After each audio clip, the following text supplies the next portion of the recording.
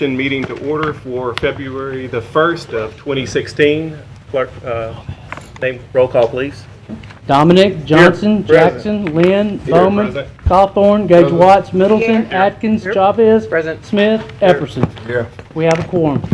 Thank you very much. We will have a Pledge of Allegiance by Commissioner Stormy Gage Watts and the invocation by Commissioner Atkins.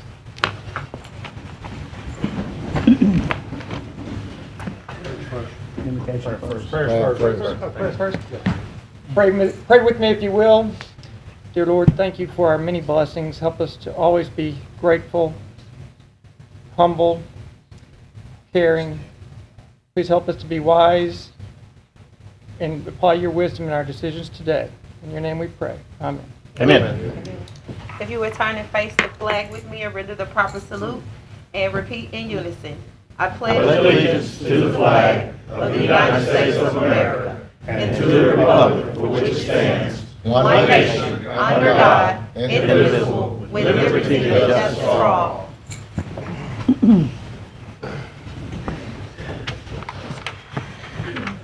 Are there any addition agendas? Agenda additions, thank you. I have That's something new. Press the...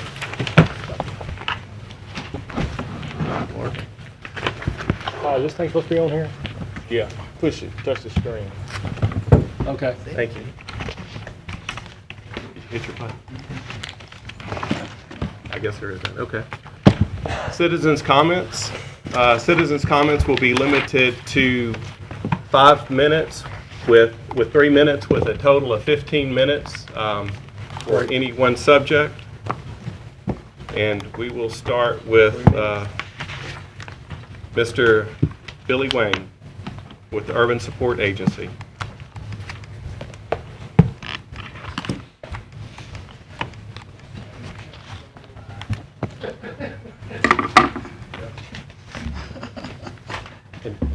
Name and address, Mr. Wayne, please. Good afternoon, Commission President Lynn, Administrator Dr. Wilson, and to the Caddo Commission body. My name is Billy. Mr. Wayne, please. Your name and address, please. Yeah. Oh, sorry. Oh, no problem. My name is Billy Roy Wayne, and I'm the Executive Director of the Urban Support Agency, 9051 Mansfield Road, Shreveport, Louisiana, 71118. I came today to express to you, on behalf of the boys and girls of the Urban Support Agency, I wish to express our appreciation to this body for your evidence concern for our children. The program activities sponsored by the Commission will improve the academic and job readiness skills for over 250 children parish-wide, in addition to providing a safe and secure learning environment. USA also expresses appreciation to Commissioner Watts for her leadership in helping to secure our program funds. Again, thank you for your support, and God's continued blessings upon each of you. Thank you, Mr. Wayne. Thank you, sir. Mr. John Perkins.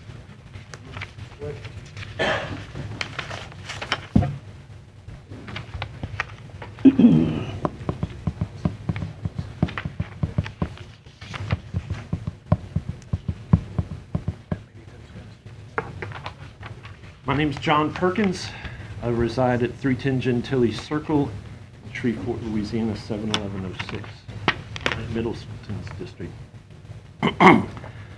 If you've been following along, there's a lot of controversy over this issue, and so I'm here to just ask everybody here to take a deep breath and just hold on. There's so much controversy, not only with the procedure that NLCOGS followed, that we've filed letters again with Washington, D.C. I'm speaking of the Lupit Learning Group, which has been meeting for more than 2 years on this and is probably more knowledgeable about it than most of the people sitting in front of me about the issues. We've learned that Little Rock has had enough of their inner city connector. They joined many, many other cities around the nation, faster, better, and smarter than our city, that are actually tearing these things out because of not only the history of destroying the inner cities that they coincidentally get built through. Every time they built one from the 50s on up, they decided, let's put one right through the inner city and see what happens. But it seems that they actually create unintended consequences for the municipality. For Shreveport, Louisiana, they will create sprawl. We've already got that going on with I-49 now. We were promised, in the graphics that we saw, we were promised they were authentic graphics coming from Providence Engineering in Baton Rouge. And it said, oh, it's going to bring $800 million a year in perpetuity to your economy, and it'll create 6,000 jobs. Has anybody seen that anywhere along I-49, 6,000 new jobs? $800 million a year. We were told that was Providence graphics. I asked Providence, the principal at Providence, about that in November, and he said that those graphics had been released prematurely, and that I said, well, when could we see the studies that explain what this is all about? How did they arrive at $800 million for a 3.5-mile stretch of highway that's going to cost us, we said, half a billion dollars to build? Their numbers were lower, 350 million. We said 500 billion, and you know what? The shortest, cheapest route they got is going to be more than $500 million to build. So he said, well, come to the meetings in December and we'll have our economists explain everything to everybody. Well, the meetings got pushed back to January. We showed up and we asked them, where's the figures? I see them here on the beautiful poster you guys designed. And I looked down to see the cost had changed. It's actually almost a balance, whether we fix what we have, which is what everybody else in the nation is doing, and fix 31, 32, and 220. 15 seconds, Mr. Perkins. Thank you. Or do we buy into this with even more money and create something else? It's a balance. They haven't explained their numbers. I'm asking you guys, what's the hurry? If this resolution means nothing. Move to extend. Pardon? Move to extend. Okay. Second. Everybody please vote. Pass by acclamation. Keep going, Mr. Perkins. Thank you. I appreciate your patience. It's a very complex and a long story that's well documented elsewhere. But what's the hurry? You know, the numbers aren't right. My friend Mark Pomeroy, who lived here for years and is now in Dallas, and he can tell you about highways and traffic. But at any rate, he emailed Carrie Oriole, the project manager for Providence, and through a series of emails, which as soon as you guys get your emails straight on your websites, I'll forward them to you, but I can't find everybody's email.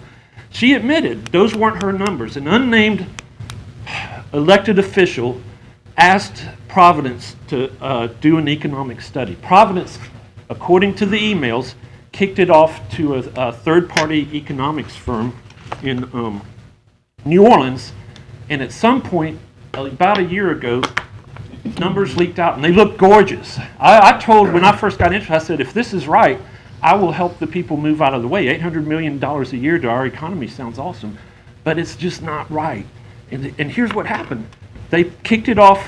It's not even part of the official document, and the official stuff isn't even part of the federal documents yet. The feds don't have a case number for this. So what's the hurry? Well, we asked Providence, we said, is there any way we could get all of this stuff together so that we've got planners with us, we've got lawyers, we've got engineers that do this sort of work, so that we could look at it and see if it makes sense to us. And they said, sure, we'll have it all at the open house meeting. You can talk to the economists, it'll all be, well, show up at the open house, guess what?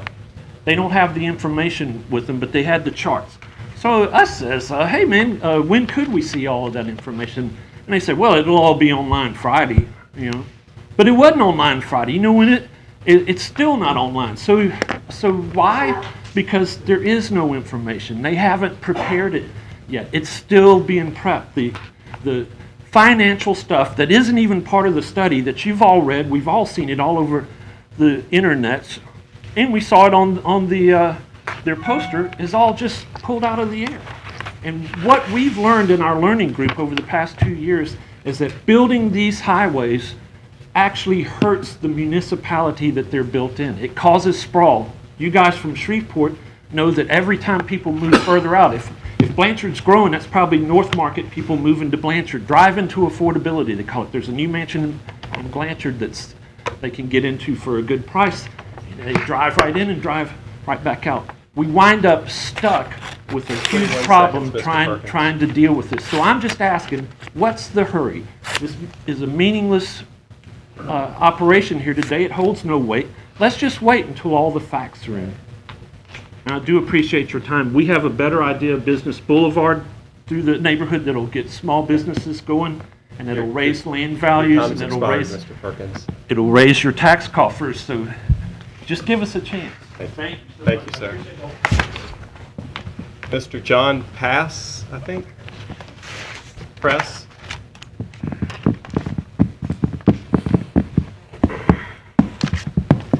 Good afternoon. John Press, 1563 Clay Street with the Lupit Group. Well, two quick things. I won't take up much of your time. One thing is to keep in mind in that neighborhood, I worked it almost 10 years when I was working with the Fullerton organization.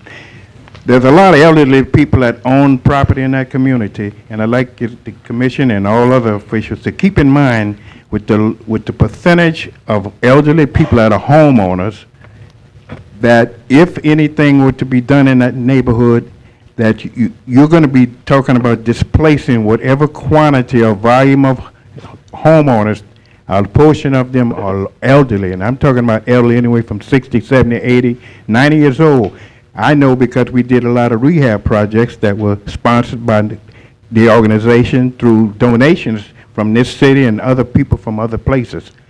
The second point quickly that I wanted to make was when we talk about economic impact, I use Texas and Linwood Street. Just go stand over there for not even 10 minutes one day and look at all those elevated expressways and what it has done to that area. The only viable business around here right now is Herbie Caves, and a lot of people don't even know how to get to it if you're not from here. Another one, look at Southern Avenue. There's the housing around that area from one end of Southern to the other. It's dead as a doornail. There's a few little small businesses that are still open. Look at the St. Vincent Mall. For the last consecutive 3 to 4 years, even since they've done the renovations, as of this January, right now, I was in there this morning walking through there, there's about 12 empty store retail spaces in there. And for the last 3 consecutive years, there's been at least 3 to 4 moving out of there, maybe because through attrition that they've decided to come out of there, and coming out because they have had a situation where the lease may have gone up possibly, and in a lot of cases from working in retailing and myself, it's because sales were flat and they didn't hit their bottom line in December. So we want to keep these things in mind, but just all you got to do, you don't have to be a rocket scientist, just ride down to Southern, stop at Texas and Linwood and take a peek and see the economic development that the interstates you already have in the city have created. Thank you for your time. Thank you, sir. Dorothy Wiley.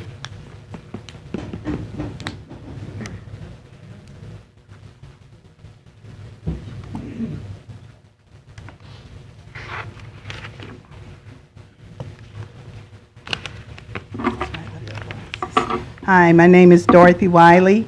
My address is 1528 Clay Street, Shreveport, Louisiana, 71101. I am with the Allendale neighborhood organization called Lupit. As we know, and I know we all know, it's been a lot of talk, there's a lot of discrepancy about the I-49 intercity connector coming through Allendale, a black historic community that has been there for many, many, many years, which was at one time shared by white and black, albeit segregated, but still. So today, Allendale is an African-American community.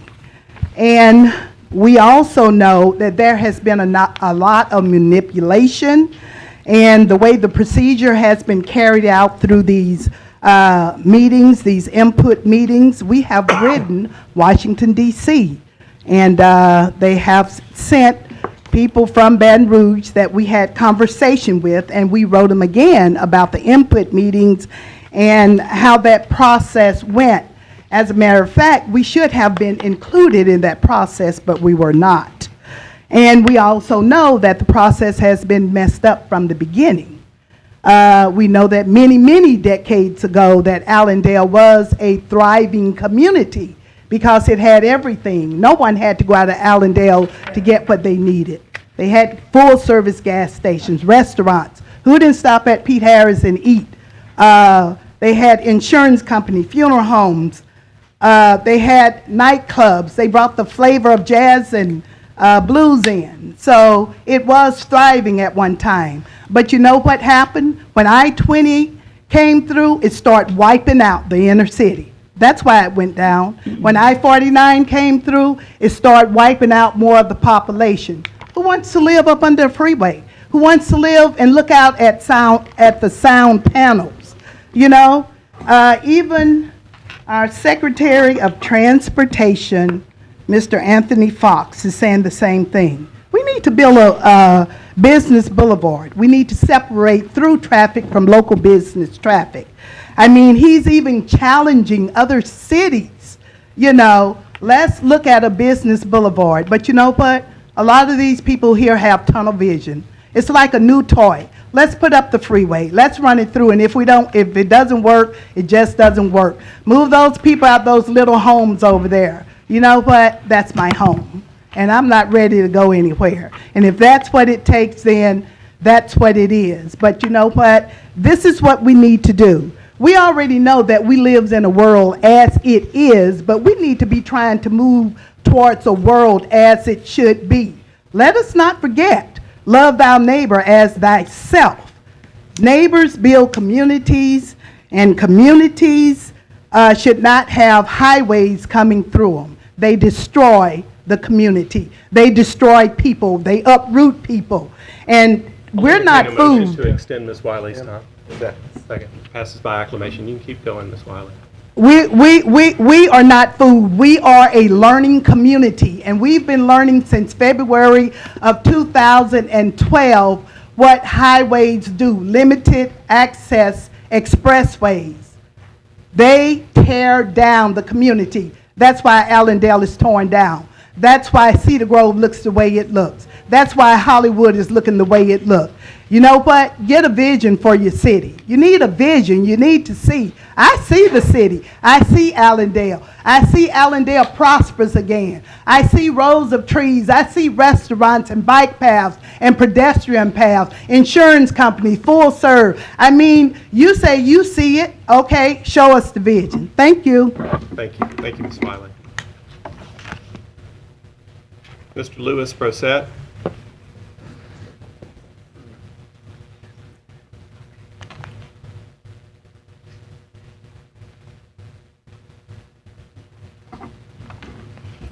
Good evening. I respect this council, and I'm glad to be here. My name is Louis Brosette, and I live at 1524 Clay Street, Shreveport, Louisiana, 71101. I just want to say to you, you guys, please remember, I remember a lot of you guys that were running for office, and you said, I work for you. I heard that. I'm asking you now to help us. We need you. You see, I don't have a big home, but I have a little home, and I'm proud of it. Couldn't be no proud of it. I see Mayor Tyler with her new program of cleaning. What could you see better than Allendale looking as it's looking now? You see, we're cleaning. We're trying to get it back right. We're trying to get it to prosper. We're new birth in the city, and it's not just Allendale problem, it's a Shreveport problem.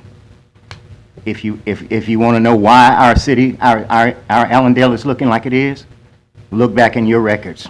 I dare you. See how long has it been since you put anything on our streets over there. That will tell you right there why some of us are leaving. And I'll tell you another thing. I used to live in off of Brook Street. It was called Sewell Street then. And I was moved from there because Interstate 20 came. I moved from there again, and moved to Moortown, and we couldn't stay there either because they were tearing where we moved to. So I ask you to be very, very gentle with this decision that you're about to make. I ask that you take your time. There's been a lot of things, not just in the city council, but the commission.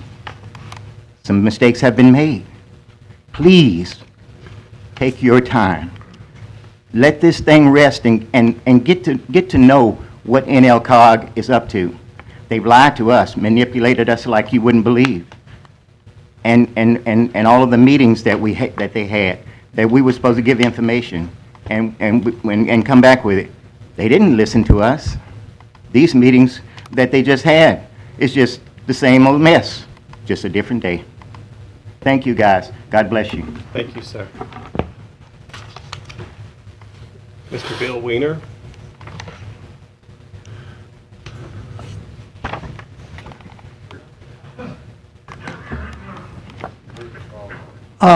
I'm Bill Weiner. I live at number 2 Longleaf Lane, which is near Betty, Virginia Park, and I have no conflict of interest with this project. I'm speaking as a citizen who's trained in architecture and urban design. You're representing us to make informed decisions. You need information. You shouldn't even talk about making a decision until you have all the facts. First fact, traffic on interstates where they come to cities is split. The through traffic goes around, the local traffic goes through. It's happening all over the country.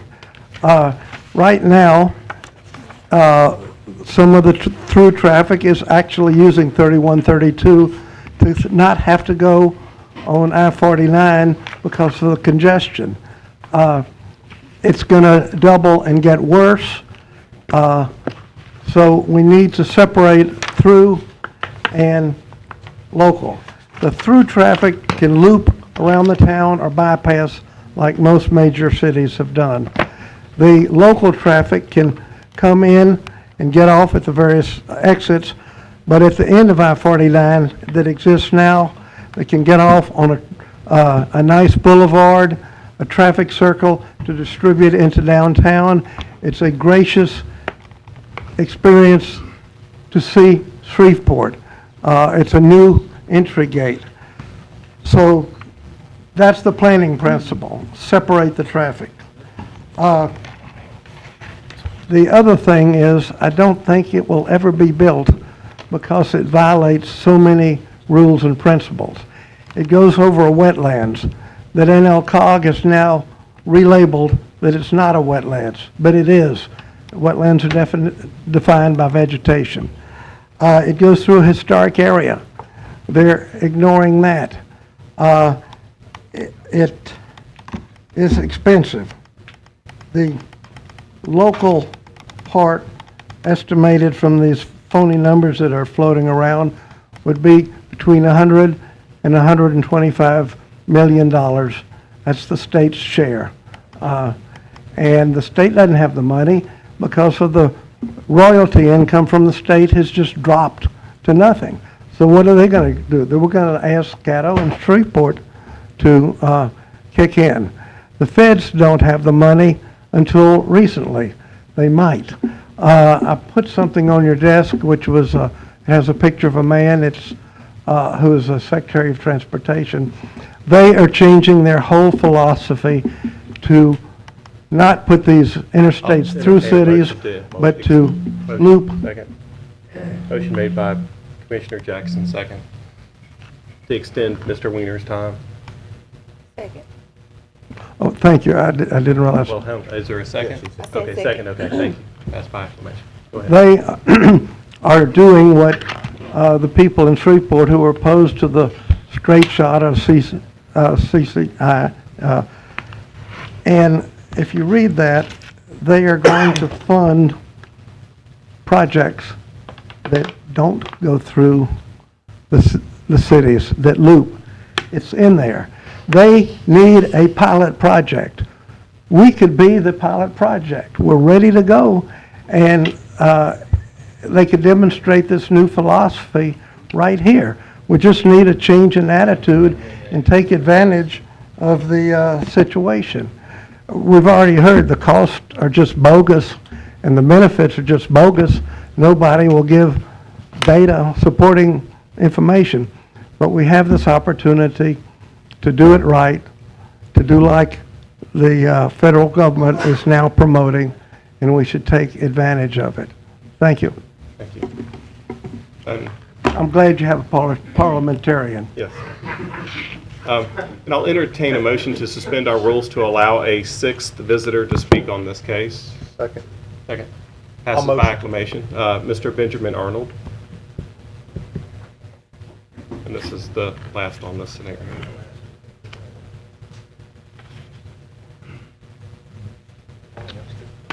Thank you for making the exception. Good afternoon. My name is Benjamin Arnold. I live at 9516 Cinnamon Drive in Southern Hills. And I'm speaking as a resident of Southern Hills, but also someone with deep roots. My mother grew up on Madison Avenue in Allendale.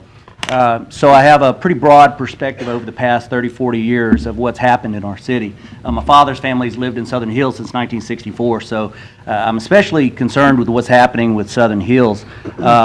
When I opened a business first in Southern Hills, it was a fitness center called Perfect Fit in 2006.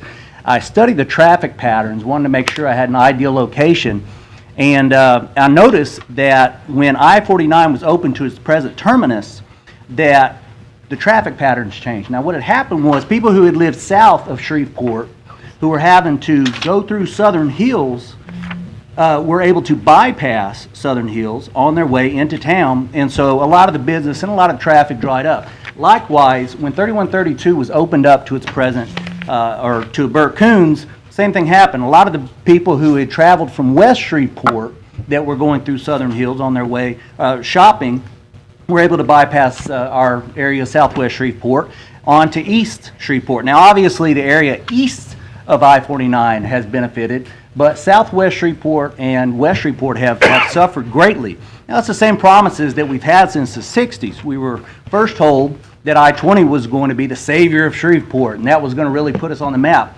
Well, it benefited a few, but the city at large suffered. And then the opening of I-220, Burt Coons, 49, 3132, all of these promises of these big government projects that are supposed to be the saving grace of our city and bring all of this industry and business and such, but then we see our largest employers leaving the area.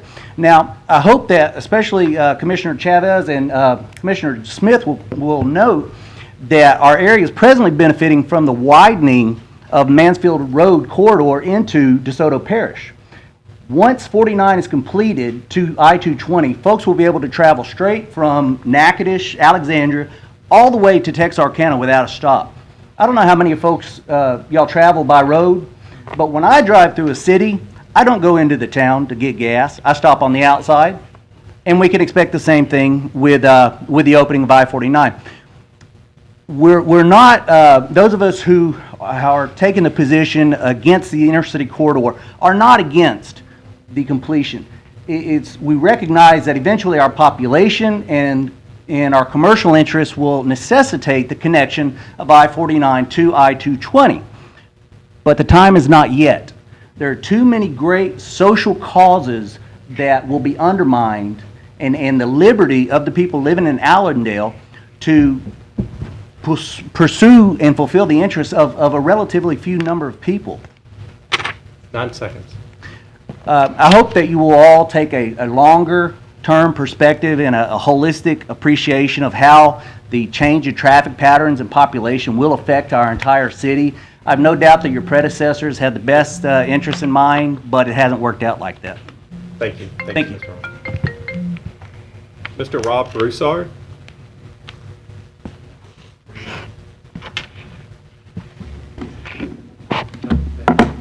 My name is Rob Broussard, 451 Santa Fe, Shreveport, Louisiana, 71105. Ready? Yes. Okay. Commissioners, thank you for allowing me this opportunity to come and speak. I always try to talk about something positive, and I think this last week we had 4 commissioners come view our tutoring program. We've extended an invitation to several others of you, and we want to try to get all of you in to actually see that program in operation. I think you're going to be extremely excited once you do. But that's not my mission today. The emails that I saw this weekend were very disappointing, and they were disappointing for a variety of reasons, and they concerned Mr. Wilson. Mr. Wilson, I was deeply disappointed that our Mr. Lynn chose to replace you as representative of this commission. We've worked very, very hard to build bridges, and we hope that this commission will continue to try to build bridges. I think by replacing him, I think you should have gone to the other commissioners and sought advice. I think you should have sought legal advice from the commission's attorneys before you wrote those letters. I just think that we're moving in the opposite direction. And I would hope that we understand that along with the word integrity, there's a word called respect. And when you don't give the other commissioners a phone call to discuss your actions about replacing Mr. Wilson, I think we're setting a dangerous precedent of commissioners running off, acting on their own.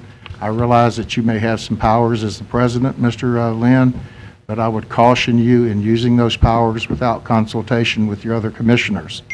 It's very disappointing to see the emails that I saw, and I would hope that we've done enough of that, and that in the future we give our other commissioners the respect of consultation before we move on something as important as replacing Mr. Wilson in his position. Thank you for your services to this parish. I appreciate it, Mr. Wilson.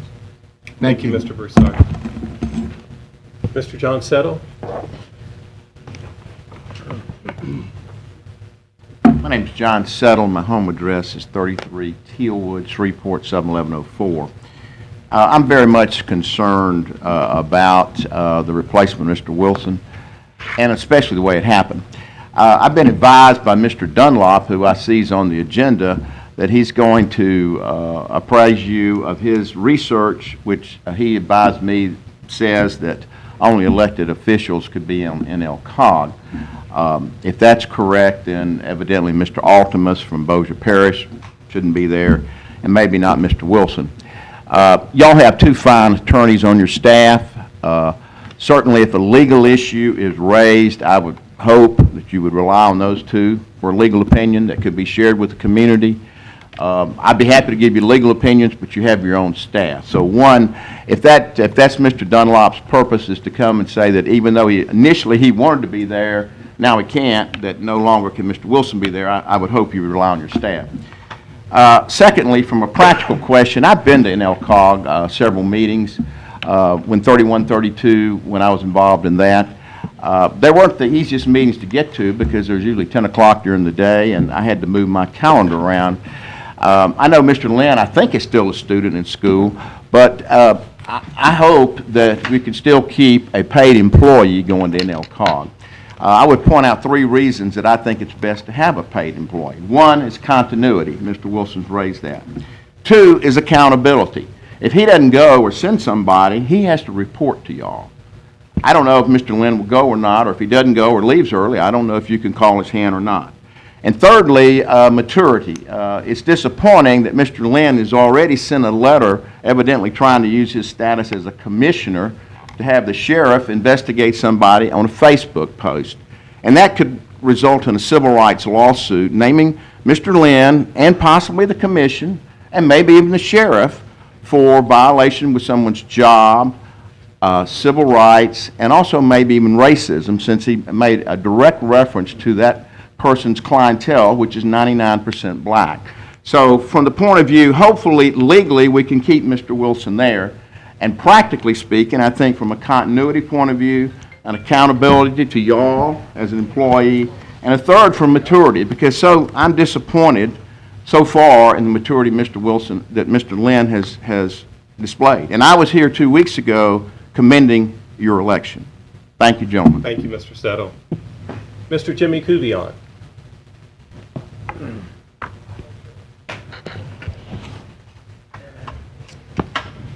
Long time no see. I woke up. Don't be fooled. He's Go back to sleep if you want to. I may do that. For the record, Jimmy Couvion, 3315 Chamont Circle. That's 71118. That is Southern Hills. 2 points.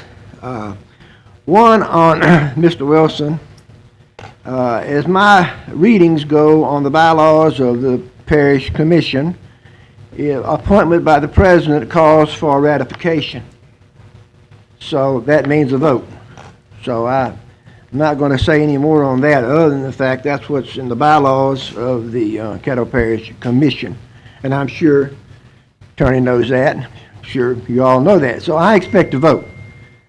Second of all, I-49. Let me just say this. It doesn't matter what that final decision happens to be. If we do take it down into Allendale, we need to start the planning process now. What do we want in Allendale? We need to know what people will put their foot on the brake to take the off-ramp to come in to that area to stop, spend some money, some new money. So we don't have any new money in that area, and no matter how you look at this, there's a lot of inconveniences, maybe. But if the chicken, why did the chicken cross the road? To get to the other side.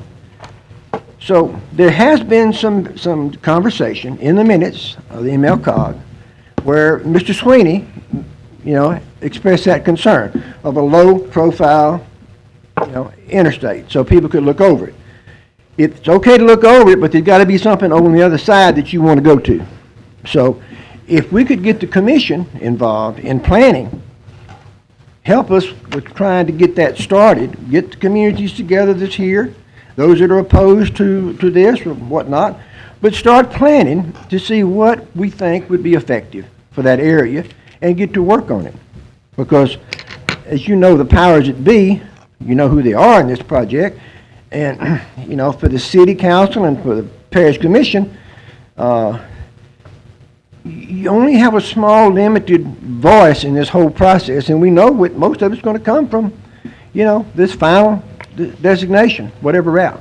So that's all I want to say. Thank you. Thank you, Mr. Couvion. Mr. Hilton Nicholson?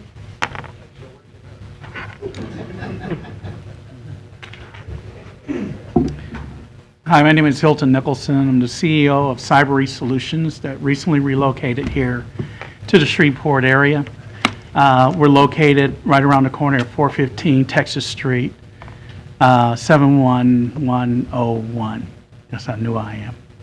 So just to start, we started our business doing cybersecurity over the cellular network in Mobile or Fairhope, Alabama. And we were raising funds and trying to figure out what to do. We were being recruited by Texas to come to Houston or come to Dallas and funding our business to move there. Lucky for me, my wife, and it's nothing against Texas, but neither me nor my wife wanted to move to Texas. We were approached because one of our board members actually lives in Shreveport. He said, well, why not take a look at Shreveport as a place to move your business?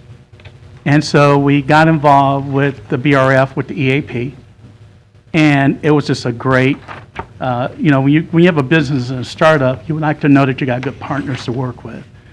And so it was just immediate that it was a great connection. So we moved our business here. We moved it here in November. We're hiring. We're going to hire a new technology director here. We've got 2 interns that are now at BIPSI moving here. And we plan on hiring by 2018 about 25 high-tech jobs in cybersecurity. And so let me say this, if it wasn't for the EAP, we wouldn't be here. If it wasn't for my chairman, who's part of that group, part of that investment group, I wouldn't be here. Our business wouldn't be here. And we're happy to be here. I mean, it's just been great. We love the area, unlike other people who say Shreveport is sort of the path to Texas and the other places. Shreveport is a stopping place. It's where you want to be. And so I just want to say that it's been great for us, and I appreciate your support, continued support of the EAP. Thank you. Thank you, sir. Mr. David Smith.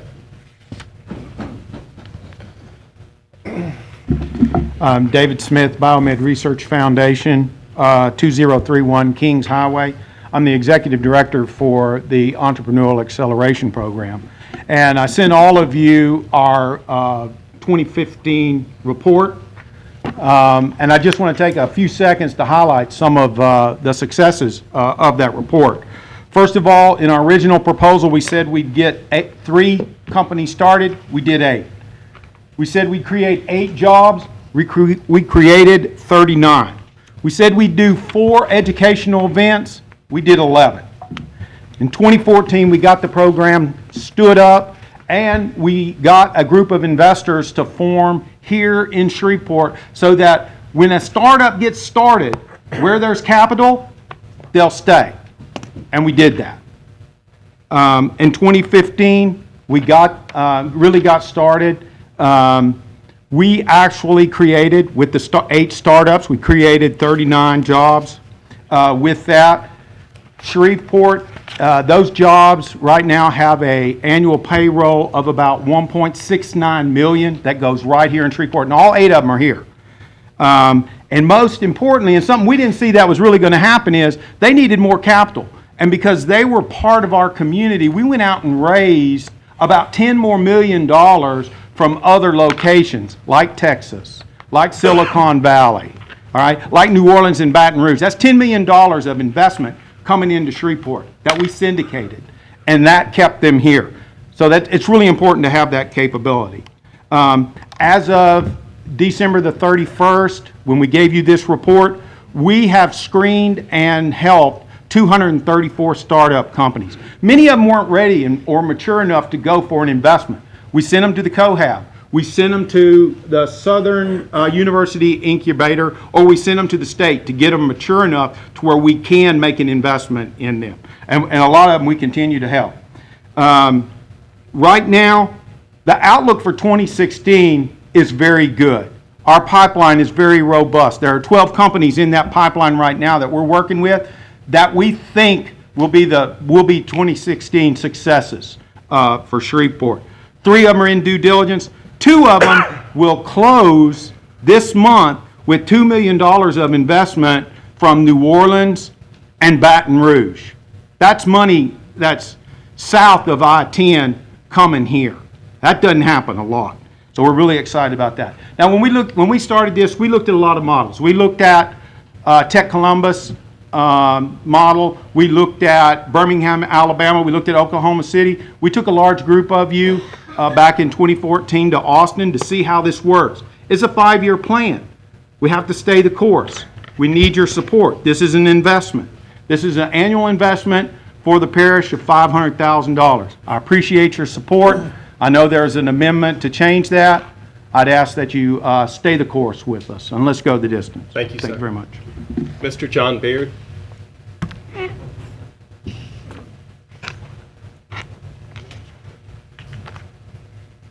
My name is John Beard. I'm here representing Beard Properties, 300 Marshall Street, 71101.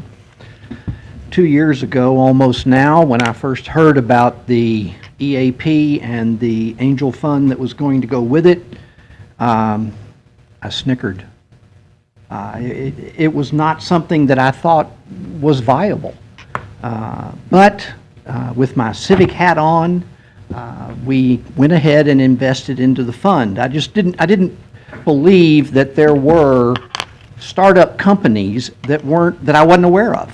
I mean, that's what I do for a living, is invest capital and manage capital on behalf of my family and our foundation. And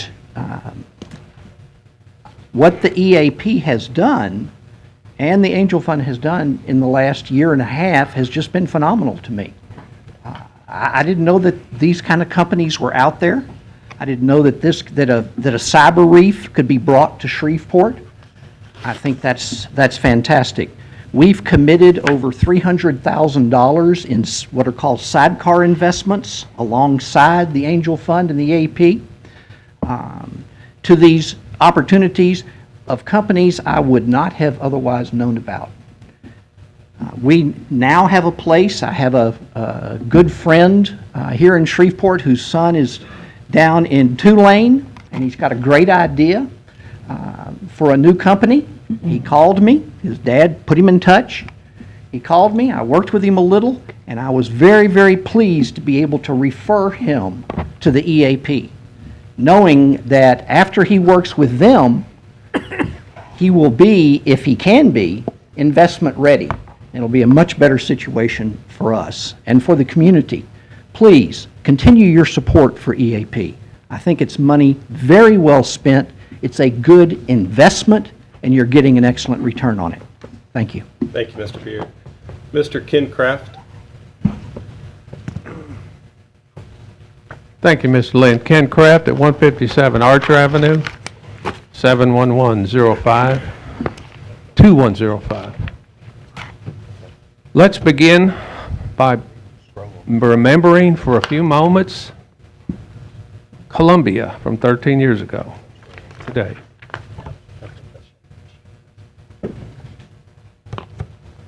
Thank you all for that. I'm a big fan of the space program. Last Wednesday was 49 years since we lost White, Chafee, and Grissom in a launch pad fire. Last Thursday is 30 years since we lost Krista McAuliffe and 6 astronauts going up. Challenger, and then 13 years ago was Columbia. You know, I don't call 1-877-770-7867, but if you have a gambling problem, that's for Gamblers Anonymous. Let's not gamble with the Red River.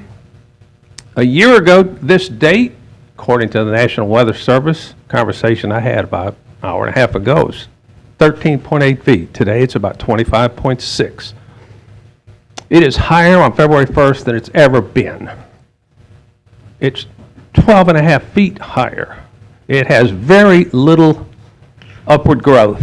June 9th of last year, Warren Morris Day from 96, when the Tigers beat the Hurricanes, it was 37.2. But Lake Texoma's full, Broken Bow's full, they're all full. The Bonnet Carré is still running full blast, empty and big muddy. When the snow begins to melt, and it will in a few weeks, it's already melting in the southern reaches, and if we get anything like the rain we got last year, which was horrible, even if we get half the rain we got last year, and I'm not an alarmist. I didn't do anything for Y2K other than mock those who bought 50-pound sacks of flour and sugar and cornmeal.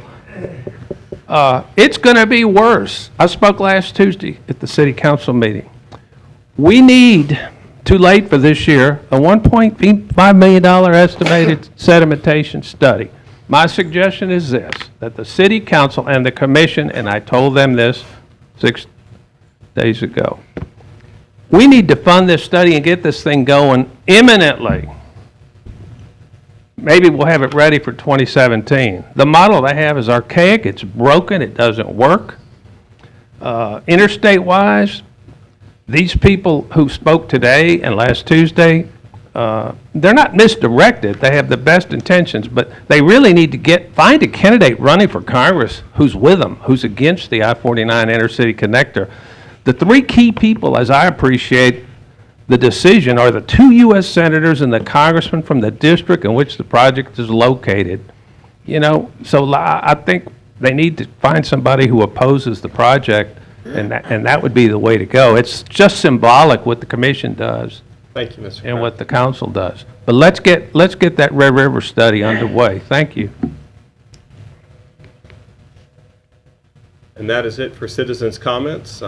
Move on to visitors. Next, we move to visitors. We have Mr. Charlie Williams, District Operations Manager, Centerpoint Energy. Is he not here?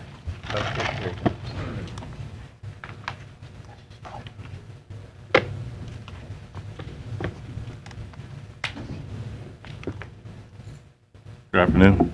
Good afternoon, sir. I'm here to address any questions, the questions that you had for us last month. I also have some maps and some packets if I need to pass them to you, or I just need to Mr.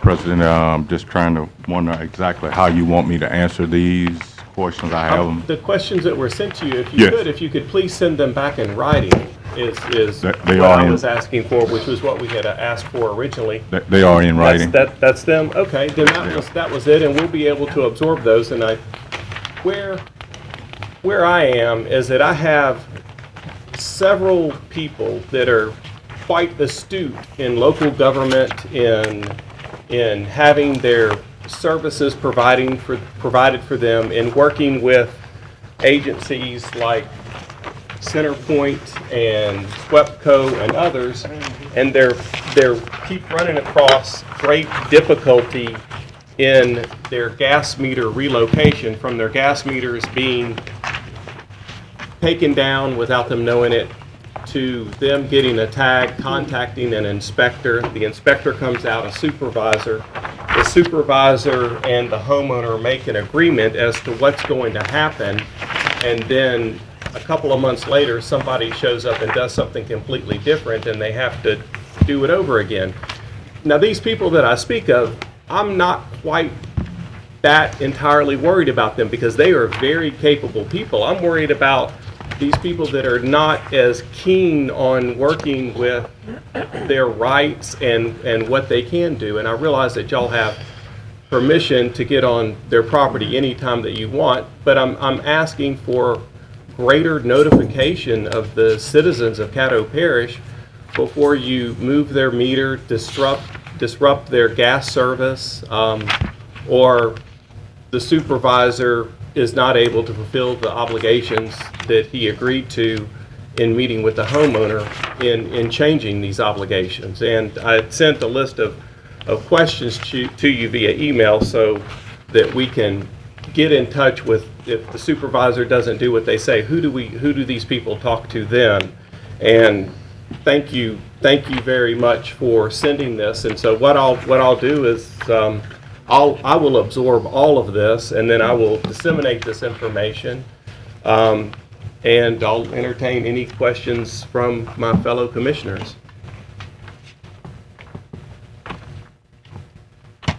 Mr. I'll say. Commissioner Johnson. I want to thank you for your consideration and all the effort that you did during the Red River flooding. Yes, sir. I called you a couple times with some issues that some of the people who was impacted by the Red River flooding, and immediately you guys jumped right on it and took care of it.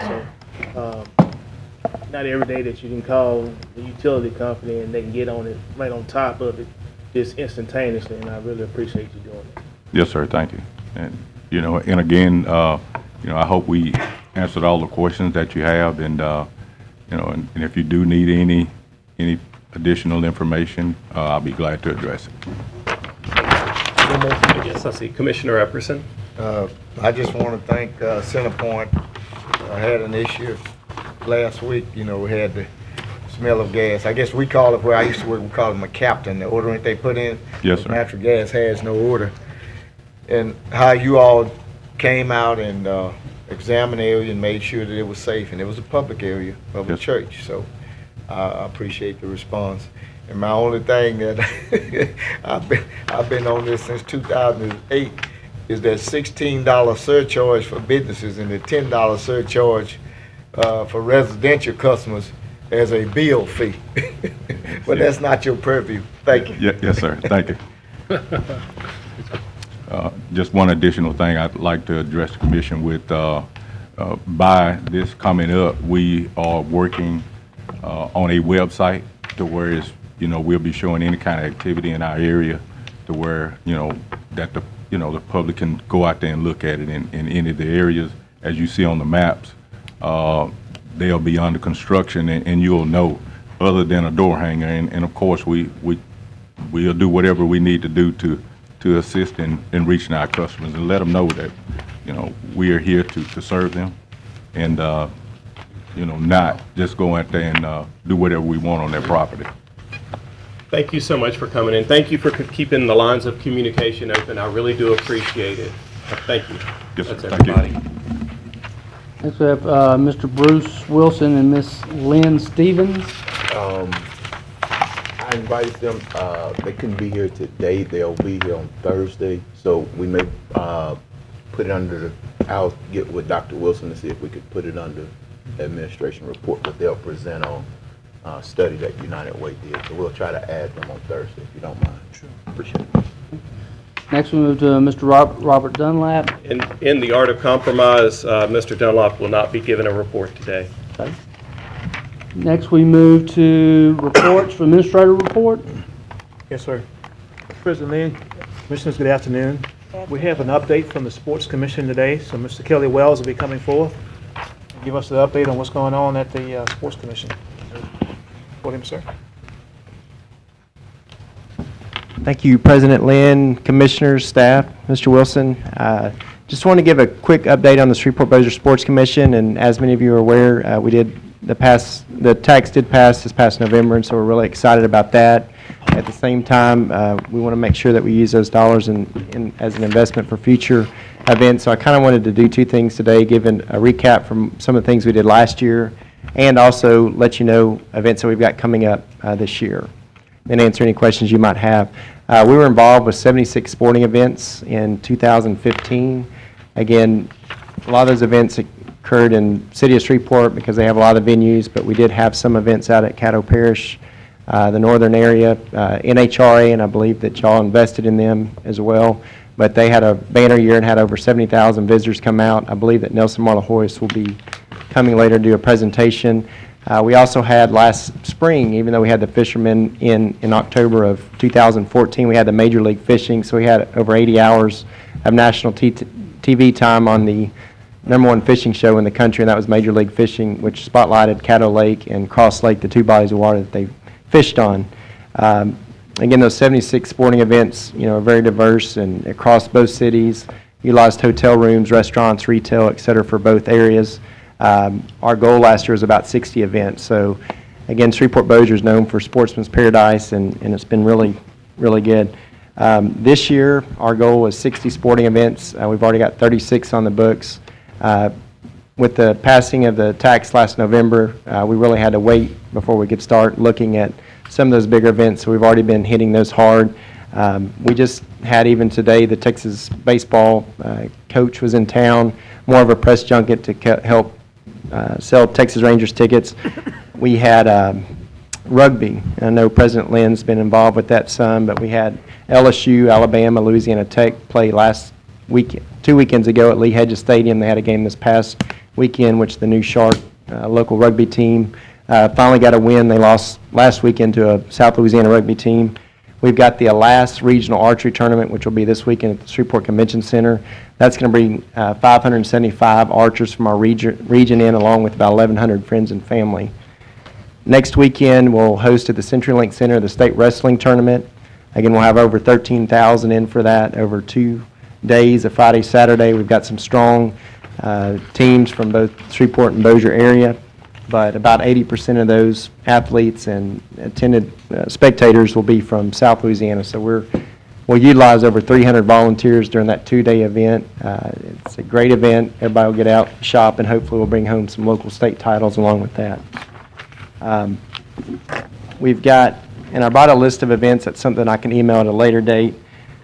The Red River Open USA Wrestling event will be coming up at the Convention Center.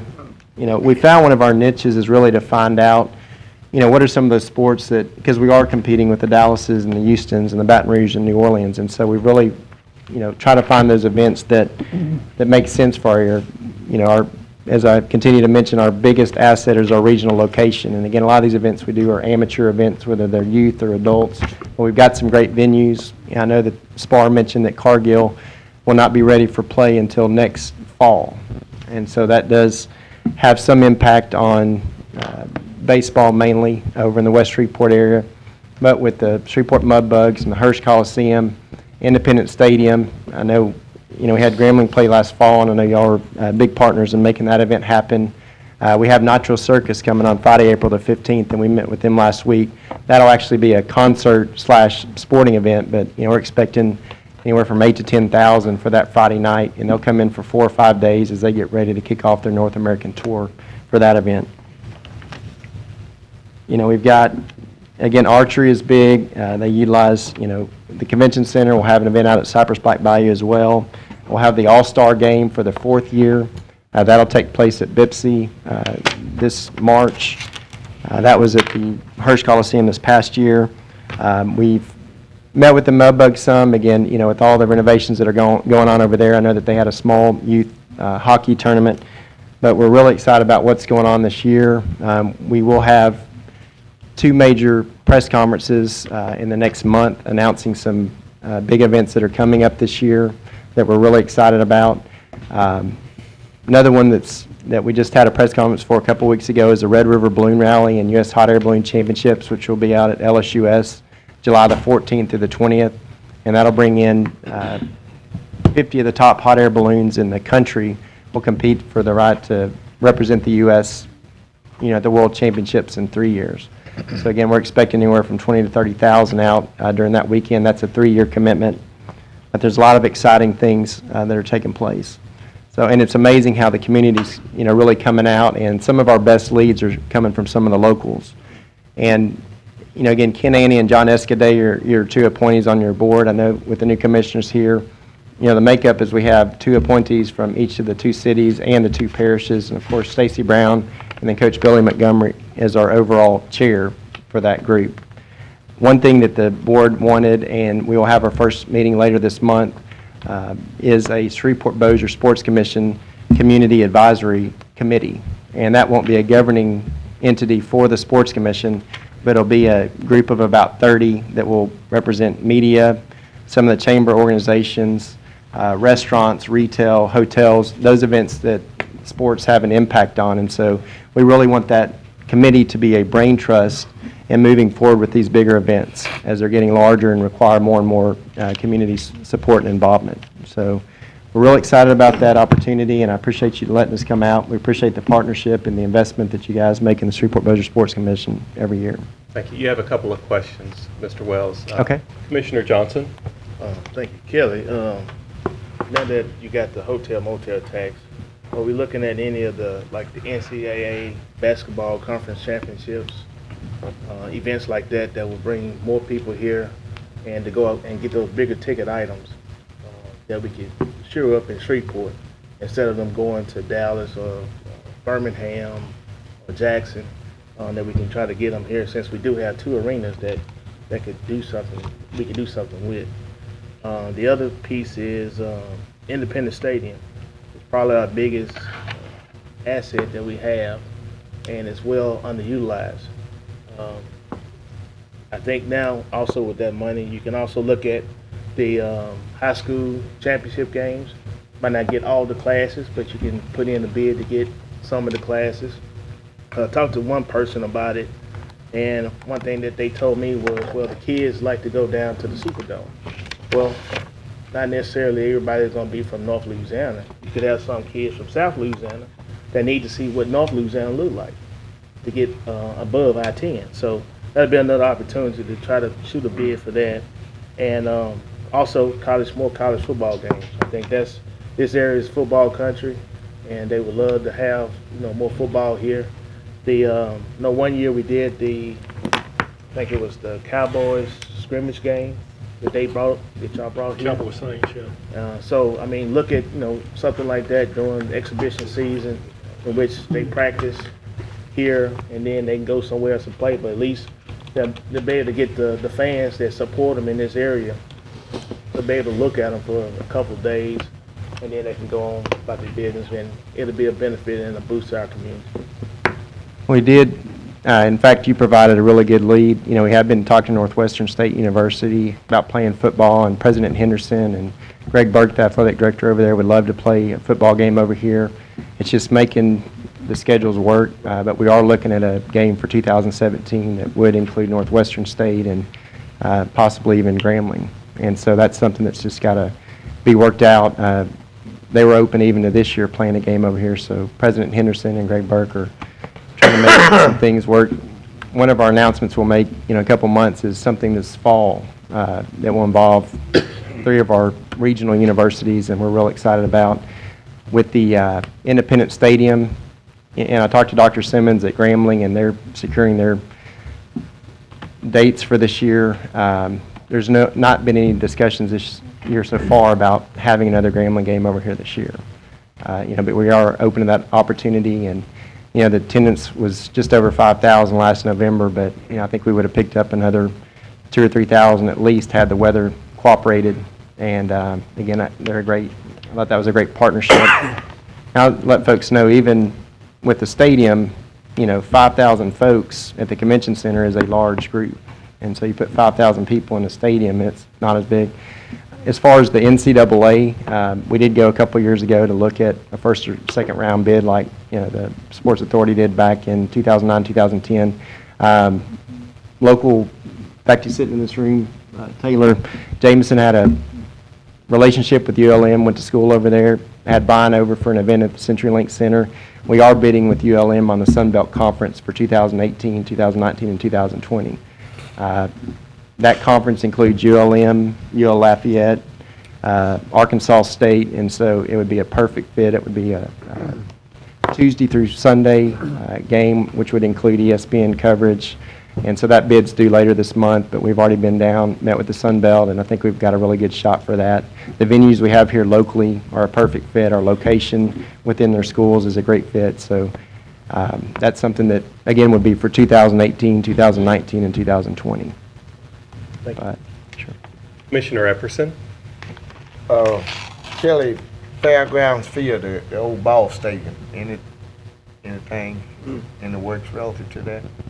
I know that there was in fact, we had the Texas Rangers coach over, and I know that Mayor Tyler was there briefly, and she did throw out, how can we get the Rangers over here to play a exhibition game? And I know that there was one person that went over and looked at Fairgrounds Field, but I know over the last 3 months, there's been 4 or 5 folks that have contacted just to go over and look at it with different business plans. So Mayor Tyler mentioned today that that's something that she's, in the next couple of weeks, is really looking hard at now that she's got some of her other projects, moving forward. And so, again, I think it's incredible with what the Mudbugs are doing next door, and Chris and the State Fair and what they're, have done in the business, partnerships that they've been able to create. I think there's some opportunities. Right before they shut the door at Fairgrounds Field, you had the SWAC baseball tournament, had the high school baseball tournament. I know my wife worked for the Mudbugs when they first started back in the 90s, and she had a Mudbugs celebrity softball tournament that filled the Fairgrounds Field. So building a new facility would cost 15 to 20 million, and I think what I heard was it costs about $3 million to fix up Fairgrounds Field to make it playable again. And so again, I think if you made it a multi-use facility, you could have baseball, you could have rugby, you could have outdoor concerts, etc. It's a good location. I think it's a viable venue. Just needs some investment in it. And again, I know of 4 or 5 that have reached out with a business plan with what they would do with that venue. So I think the city's starting to look hard at that. This will go maybe to the administration. If memory serves me correctly, I think once we did the resolution to put the Shreveport-Bossier Sports Commission tax to the public, the second time that in the event that it had passed, that we would forego the $65,000 to the Independence Bowl. Was I correct there? Pardon? That was Anyone? discussed, yes, sir. Okay. All right, I just wanted to remind us of that. We'll probably use those for something else, since they have something that's sustainable, supposedly. Is that for the bowl, or is that just for both? I'm sorry. Is that for both? What do you mean? Is that for both? Is that for the sports commission, or just the both? Or for both? If y'all would click Was it- your, y'all need to- click your request to speak With sports buttons, commission. please. My bad. Is there anything else, Commissioner Epperson? No, sir, that's it. Thank you. Commissioner Atkins? Mr. Wells, I'm all for the large venue events, the football, basketball, baseball, and I encourage you to continue to pursue as many of those as you can. But those are all very competitive, I imagine. And is there a way to leverage the unique attributes of our region to attract, some non-conventional events? Like, of course, the fishing's pretty conventional, but the big bass fishing tournament a year or 2 ago, things like that, maybe we can have a competitive advantage in that arena your archery project also sounds like a unique opportunity. Maybe there's some, rifle or shotgun activities that have big participation that we could, that are not as competitive that we could apply ourselves to. Any thoughts on that? That's kind of where we found our niche. We'll have the region's 3D archery tournament in March, and again, it's because we've got a viable venue. I know that we've got some great shooting ranges. Again, with the river, the fishing tournaments are great. We've got some good events coming up later this year. But we did the flyboard and wakeboard last year, and like the gentleman mentioned earlier, the Red River is just such a unpredictable beast right now. We ended up having to move the U.S. Wakeboard Nationals 2 weeks out and the North American Flyboard Championships 2 weeks out because of the river conditions out to Cypress Flat Bayou. It hurt our attendance a little bit from that end, but again, another event we'll announce a little bit later will take place on the Red, but unlike the fishing tournaments, which are all 15 miles south of town, this event will take place between the Horseshoe and Sam's Town so that it's right front and center. We've talked to the water skiing folks, and they love Champions Lake, but that's not a viable venue at this point. It's hard to do water ski competitions, on the Red River, for various reasons. But, we are looking at like the National Horseshoe Pitching Association. People laugh about that, but Monroe hosted a few years ago. We'll be meeting with that lady in a couple weeks, but that brings about 4,500 folks in. We had the regional archery tournament this weekend, but we've landed the state archery tournament for the next 2 years, and they've seen 20 to 30% growth in archery. And so, again, those are events that are kind of flying under the radar, some of these major cities, but are still provide the numbers. I mean, they may not grab the ESPN headlines or even the local headlines, but they're great events, and they put heads in beds. And maybe we can carve out some of our own niches and grow into, the national place for this specific niche. So I applaud you in exploring those other opportunities. I think by adding this advisory committee, and again, I think it's a great setup with the board, and we try to get out, and we've got a 4-person staff, but by having this committee, again, some of our best leads are ones that are coming from speaking at a Rotary or at a chamber event, and somebody comes up and says, well, I'm on the board of this, or have you thought about this event? And it's amazing the different sporting events that are out there, and again, our region is so rich in that, and we're right smack in the middle of it. So, yes, sir. Commissioner Jackson? Yeah, I was just asking for clarification. Was that for, because I believe we also put forth $25,000 to the Sports Commission. So was that for both if the tax passed, or just one? I think it was predicated if it passes, we were going to discontinue that. For both or just one? I think it was both. But we can go back and check the records. Okay. I just wanted clarification. That was it for me. Commissioner Dominic? Kelly, did you talk to Miss McCurdy? I mean, you know what I'm talking about? She's supposed to be doing a females fishing tournament. Yeah, Penny. Do what? Penny McCurdy. Yeah, you know what I'm talking about? Yes, sir. So I didn't know if you were working with that, but she left some information for me. That's another unique thing. It's just the female fishing tournament. So I think it's going to be a fairly big deal, so hopefully y'all can help her out too. Yeah, we're helping out with some funding. It's the Lady Bass Anglers, and Yeah, that's right. It's not a big tournament, it's 25 or 30, but with Caddo Lake, again, with the improvements y'all are making out at Earl Williamson, that helps to get bigger events out there. But a lot of them are still like to go with the Red River, because of the setup, and Right. a lot of the fishing tournaments we do are, 100 to 200 boats. But yeah, that'll be, I think, the third week of March. Yeah, I know there is a lot of fishing tournaments going on. I was in Halston this weekend, and the boats and the trucks and trailers were everywhere, so something was going there. It just wasn't obviously fishing. Okay. Commissioner Chavez? Kelly, first off, I want to thank you for all the hard work that you do for the Sports Commission, and bringing that wakeboard national tournament here was huge. I know that a lot of people here in the South don't really appreciate wakeboarding, but I heard how big it was, and it was a great success. The only thing I was wondering, why'd you guys move it over to Cypress as opposed to Cross Lake when Red River was too windy? With Cross Lake, it's the only couple areas you could look at would be the American Legion, which didn't have availability. They do a lot of weddings and stuff, and also the wind. With that area of Cross Lake, it's really windy, and so it was still, it was not, you always have a contingency plan if you have to move, an event, but Cypress Flat Bayou was the best fit, for moving from that end. Cross Lake we use as a contingency plan for some of our fishing tournaments, because it's a good fit. But the only area as far as having spectators and all that stuff are, certain areas of Cross Lake, and it gets a lot of wind and, depending on the sport, you have to look at those factors. Thank you. But Cross Lake is, again, with that Major League fishing, we did Cross Lake and Caddo. And again, we really try with Caddo and some of the bigger tournaments. That was the cool thing with Major League fishing. A lot of these bigger tournaments, you can't handle, 125 to 200 boats out at Caddo Lake. But you did get a lot of PR, from the Caddo Lake, and it's an incredible fishery. Commissioner Epperson, second time around. Kelly, I was looking at my notes at the last Veteran Celebration Committee meeting. Yes, sir. 2015, where we assessed where we were in 2015, and one suggestion for upcoming this year is to have the possibility of a tournament, whereas we had the 5 military branches competing. Nothing, in conjunction leading up to our Veteran Celebration Week and to our Veterans Parade this fall.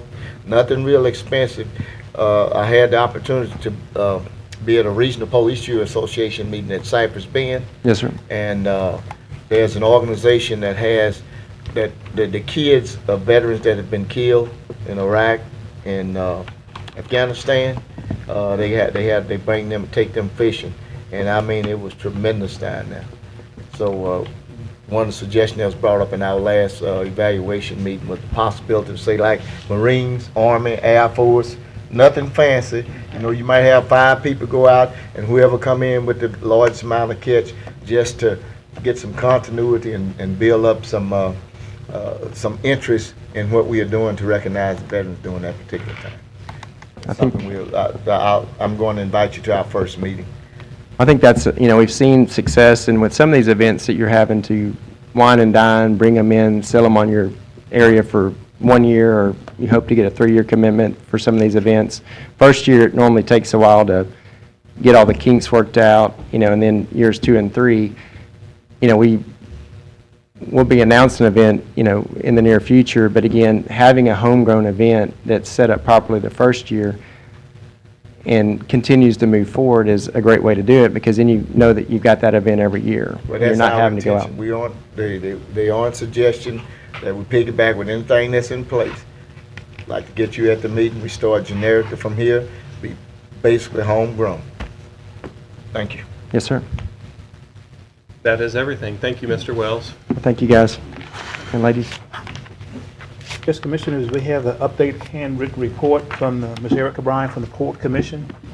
So just at your station, so at your leisure, if you have any questions, please feel free to ask us. We'll answer the questions for you within the report. The second item was the legislative update. Every year we prepare a list of priorities that we give our legislators that's going into session. And I have at your station a sample of what we gave out last year and a worksheet.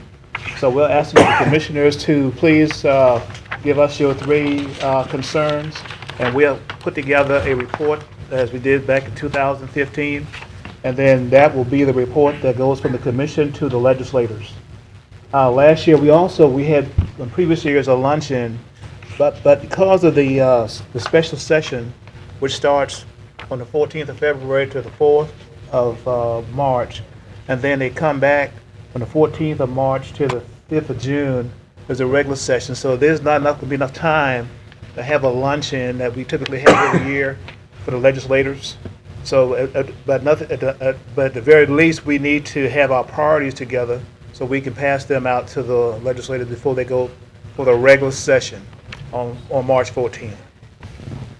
So if you would you please give that some consideration and give us your inputs back by the 18th of February? Then we'll put together the list that could be brought back before the commission, and y'all can approve the list, add to, subtract, whatever, and we'll have a complete product at the end of the process. Okay. Also, we have a couple of visitors that will be here on Thursday. We have Mr. Rod Williams, who's the new president of the University Health System, will be here Thursday, along with Ms. Simone Hennessy again, to introduce Ms. Verdi Howard as the new director for the Providence House. She came last time we met, but due to time constraints, she had to leave. And finally, I'm requesting in item 6, under the new business, the item regarding to in-alcohol issue be remanded to the policy committee so they can work out the details of that at as soon as possible time. And that will conclude my report. Thank you, Administrator Wilson. Okay. Next, we move to communiques and committee reports. I want to point out the resignation of Mr. Ralph Irwin, Sewage District Number 7.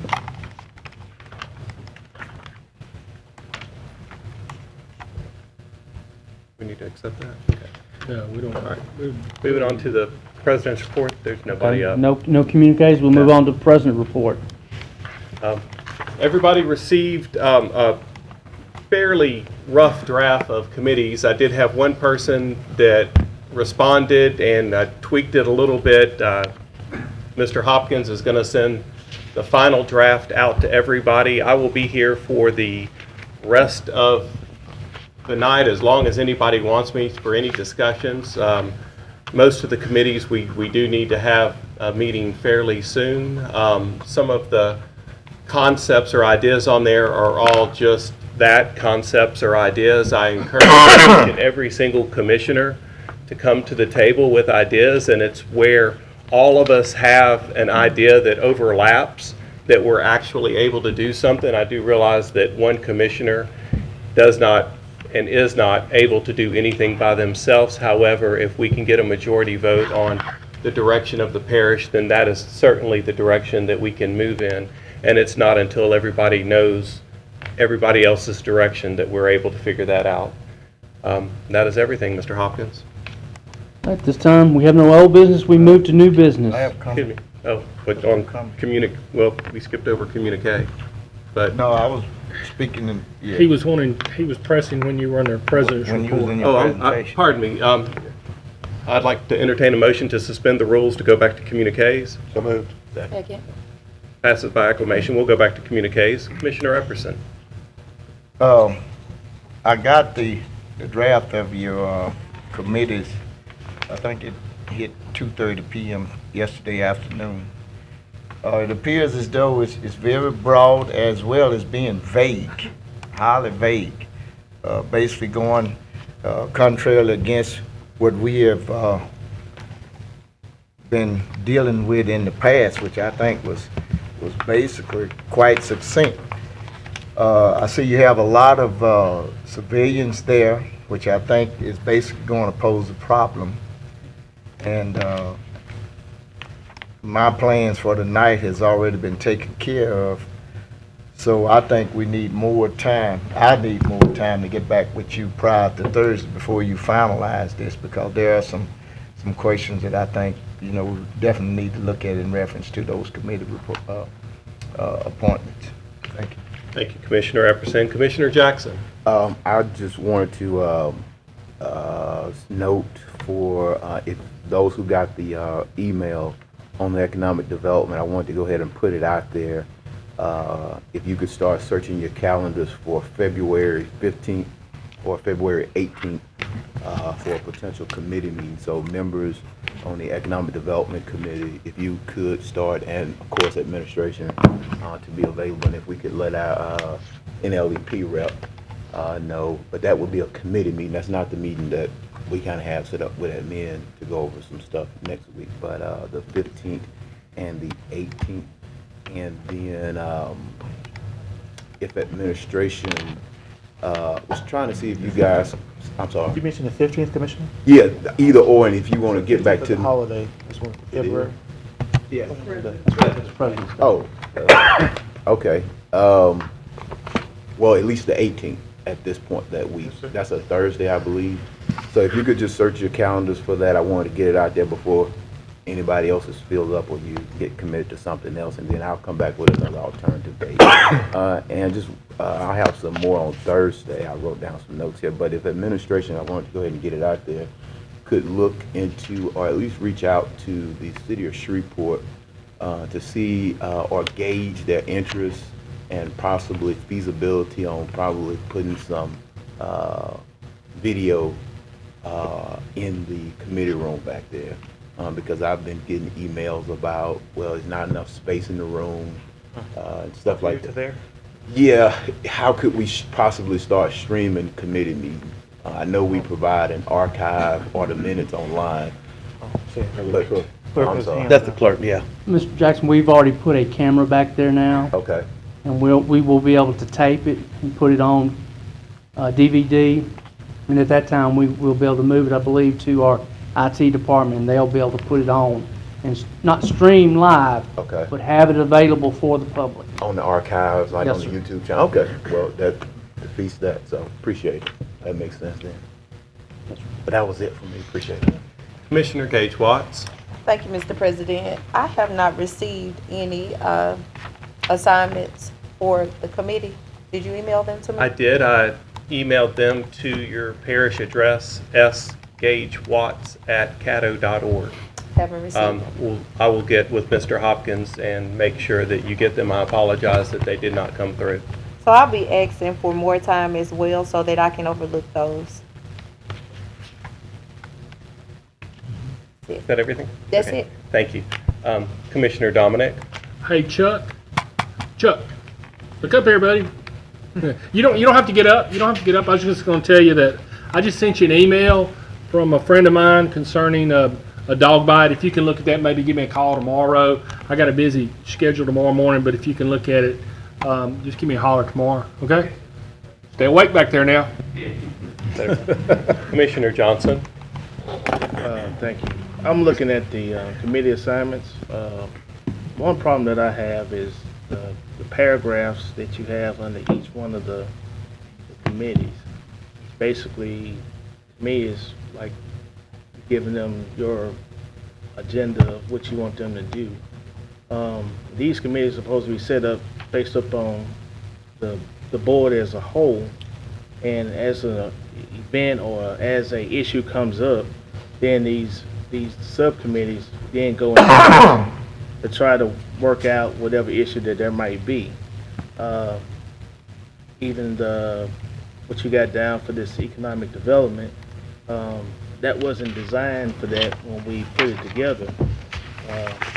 So it's going to be I think we probably need more than just today to hash out some of the stuff that you have on here, because it just wasn't set to do that way. But we'll talk about it later. Commissioner Epperson. I think we're really premature on setting a date for a committee meeting when we received information of this magnitude. Initially, at the onset of this meeting today, I think the first thing came up was it appears as though there's a haste to make decisions that really should be perused by this entire body. And I think we need to step back and look at some history as to what we've done in the past. And even I'm getting some hypocrisy some kind of way. It appears as though at a meeting, everybody say, well, if we get a committee, everything goes to a committee to die. But my God, we got a committee that's expanded with so much more stuff that it appears to be myopic as to the originator of these committees, which I think is not the intent of this body. So I think with the changes that have been proposed here, the titles on these committees, the directions and the responsibility that's basically been offered by the president, I certainly wasn't consulted. I was basically worried, hey, you know, what's going to happen? So, and on the outset, he stated that he wants some input, but hey, I'm not ready to give no input this quick because I've already made plans for this afternoon. But this desires some more perusal, some more thinking, and I think this body collectively should arrive at the responsibilities and duties of these proposed committee appointments that he have on the agenda. Thank you. Thank you. And one more thing, in the event that we do go back to the committee system, anytime you have a committee meeting of some significant magnitude, you can always hold it in these chambers where the cameras are already here and available. Also, www.caddo.org. You can be streamed live on the web. Thank you. Commissioner Johnson.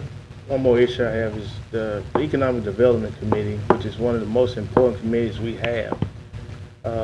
is full of all new commissioners. That's, I mean, I don't know any other governing body that will put all brand new people on a very important committee and without having somebody with some prior history and knowledge. I mean, so I think we need to look at not only that one, but it's a couple of them. But that one stuck out to me because of its importance, that you would want somebody with some knowledge of past history, of dealing with local government, not only with the parish, but also with the city. And there is none. Thank you, Commissioner Johnson. At this time, we'll move to new business. Authorize the introduction of ordinance number 5562 of 2016 to amend and reenact the section 230 of the Caddo Parish Code of Ordinance to state terms under which commissioners and their dependents may participate in parish group insurance. Move to Thursday. Second. Moved by Commissioner Dominic, seconded by Commissioner Jackson. Yeah, of course. Hang on one second. This is my first time to play with this machine. Thank you. As me. As the maker of the motion, would you like to speak Yeah, I on just that? wanted to say that, I know some people may want to send this to commission body, or excuse me, to a committee, but we have some other ordinances that are going to be up for final adoption Thursday. I think this is just one that was left off. We have the COLA and the CPERS. I think it's important for us to go ahead and get the issue concerning the health insurance before the public. If that's what we're going to do on those other ordinances, it simply says you can still participate if you want to. It's just you, as a commissioner, are going to have to pay 100%. We passed an ordinance, I guess, about a year, maybe a year and a half, 2 years ago, that said commissioners can be involved in health insurance, and the body would start paying for your premiums and your deductibles. I just don't think that's right. I think that the way the charter's set up, issues are set up, that if you want to participate, then you're going to have to pay it. It's going to have to come out of your pocket, the premiums, the co-payments, or anything like that. So it won't remove it. So just as you want to participate, you got to pay. And that's all I have. I would ask that everybody support this and move it forward to Thursday. Would you like to speak on your second, Commissioner Jackson? No, I commend Commissioner Dominic in the spirit of openness and doing the right thing for our parish. I commend him for bringing this forward. I know that somebody reached out about concern for a safety net for folks who may not have it, especially with the health insurance. There is a mechanism for you to receive health insurance if you're not insured. So there is the Affordable Care Act provides that mechanism for you. I don't know if legal has had a chance to look at what obligations we have under the Affordable Care Act for elected officials, but I think there is a safety net that's provided, so nobody's kind of being left in the rain on this. And I'll just echo what Commissioner Dominic says, is you can still participate. You're just paying 100% of the premium. So, and so I appreciate him for bringing it forward, and I look forward to moving it to Thursday. Commissioner Johnson? Got a couple questions for legal. First question is, under the Affordable Health Care Act, does the parish have to provide health insurance for commissioners as an employee? We will have to look into that a little bit further, Commissioner. Okay. All right, so would you have that information in 2 weeks? Oh, yes, sir. All right, second question. Being that this was done during the last term and it couldn't take effect until this term, to undo this, can it take effect in this term, or does it have to take effect in the next term? It can take effect in this term. Okay. That's my 2 questions. Commissioner Epperson? Here and again, is this part of the the litigation that we are under? Does this in any way have play a role there? Commissioner, you would have to, we would have to have an executive session to get counsel to come back in and talk about that, because we can't comment on that publicly. Good. All right. That's my point. I'm not going to support this here and again, even the previous legislation that's on the consent agenda. And I must warn you all, there's a possibility of some ethics violations. Better do your homework. Let the litigation take its course. Once the ruling has been made, then we can address these issues. I'm warning you, possible ethics violations. Possible ethics violations. Do your research. We do not need to address this. Let's leave it alone until we get a ruling from the courts. Thank you. I'd like to speak on this. When this was originally brought to the previous commission body, to the old guys, there were 4 of us that voted against bringing this forward. It was Commissioner Dominic, Commissioner Smith, Commissioner Thibodeau, and myself. And I salute you for putting this back on the agenda, and I will be voting in favor of removing it. That is everything. Next item. Oh, excuse me, everybody can vote. Nobody else is up there. Got somebody on the board. There's nobody on, oh, excuse me, addition, excuse me, Commissioner Cawthorn. Just as a point of clarification, this right here is just a mechanism to allow a commissioner to participate in a healthcare plan. Anybody that knows about the healthcare industry, then if you're afforded the opportunity to participate in the group, then there's a possibility that your premiums may be lowered. So this is not essentially the commission providing any compensation to a commissioner. It's a mechanism by which, if you don't have an option on insurance, that you can participate in the pool and pay your full premium. I would like to defer that question to either legal or administration. Okay. That's correct. So, and secondly, they won't be able to participate in the affordable health care plan. The deadline was the 31st. Right. Correct, but, I guess Excuse me, you got the president. Is that everything, Commissioner Cawthorn? Yes. Commissioner Gage Watts? You know, I just want to say that when I came to this commission body, I felt like that I joined a great organization. You know, the record proves that this commission was doing something right before I even came along with the AAA bond rating. But for the last 2 meetings of the year, we have been sitting around this horseshoe discussing policy. I think that there are committees set up for such things. And I think that policy is being forgotten with politics. I'm here because I was tired of seeing people starving, homeless, jobless. I wanted to make sure that every community in Caddo Parish looked the same. We need to get back to the basics of what we're really here for. And we need to ask ourselves, what is our real motives? That's all I have to say. Commissioner Jackson, second time around. Yes. Commissioner Carthon, you brought up a good point. That did expire at midnight. However, there are situations and circumstances for which you can be exempt, and I think this is one of those cases. Special election? Yeah, where you qualify for what's called a special enrollment period, and so there is still a mechanism for you to get into it. So you would qualify for that, but that is a good point to bring up. So there still is a safety net, and also if you meet the income requirements, you could go under the Medicaid expansion that will be rolled out somewhere around early May, maybe June, sometime around there is where the state will, if the expansion actually goes through. But assuming that it does, individuals could qualify under that as well, because the state will have to do an enrollment period as well. So there are still several mechanisms for which a person could receive health care and not receive a penalty under the Affordable Care Act. Commissioner Epperson, second time around. I just want to make it clear that I have no reason for any gain out of this whatsoever. Just want to make that clear. Thank you. I see no one else on the board. If we could please vote.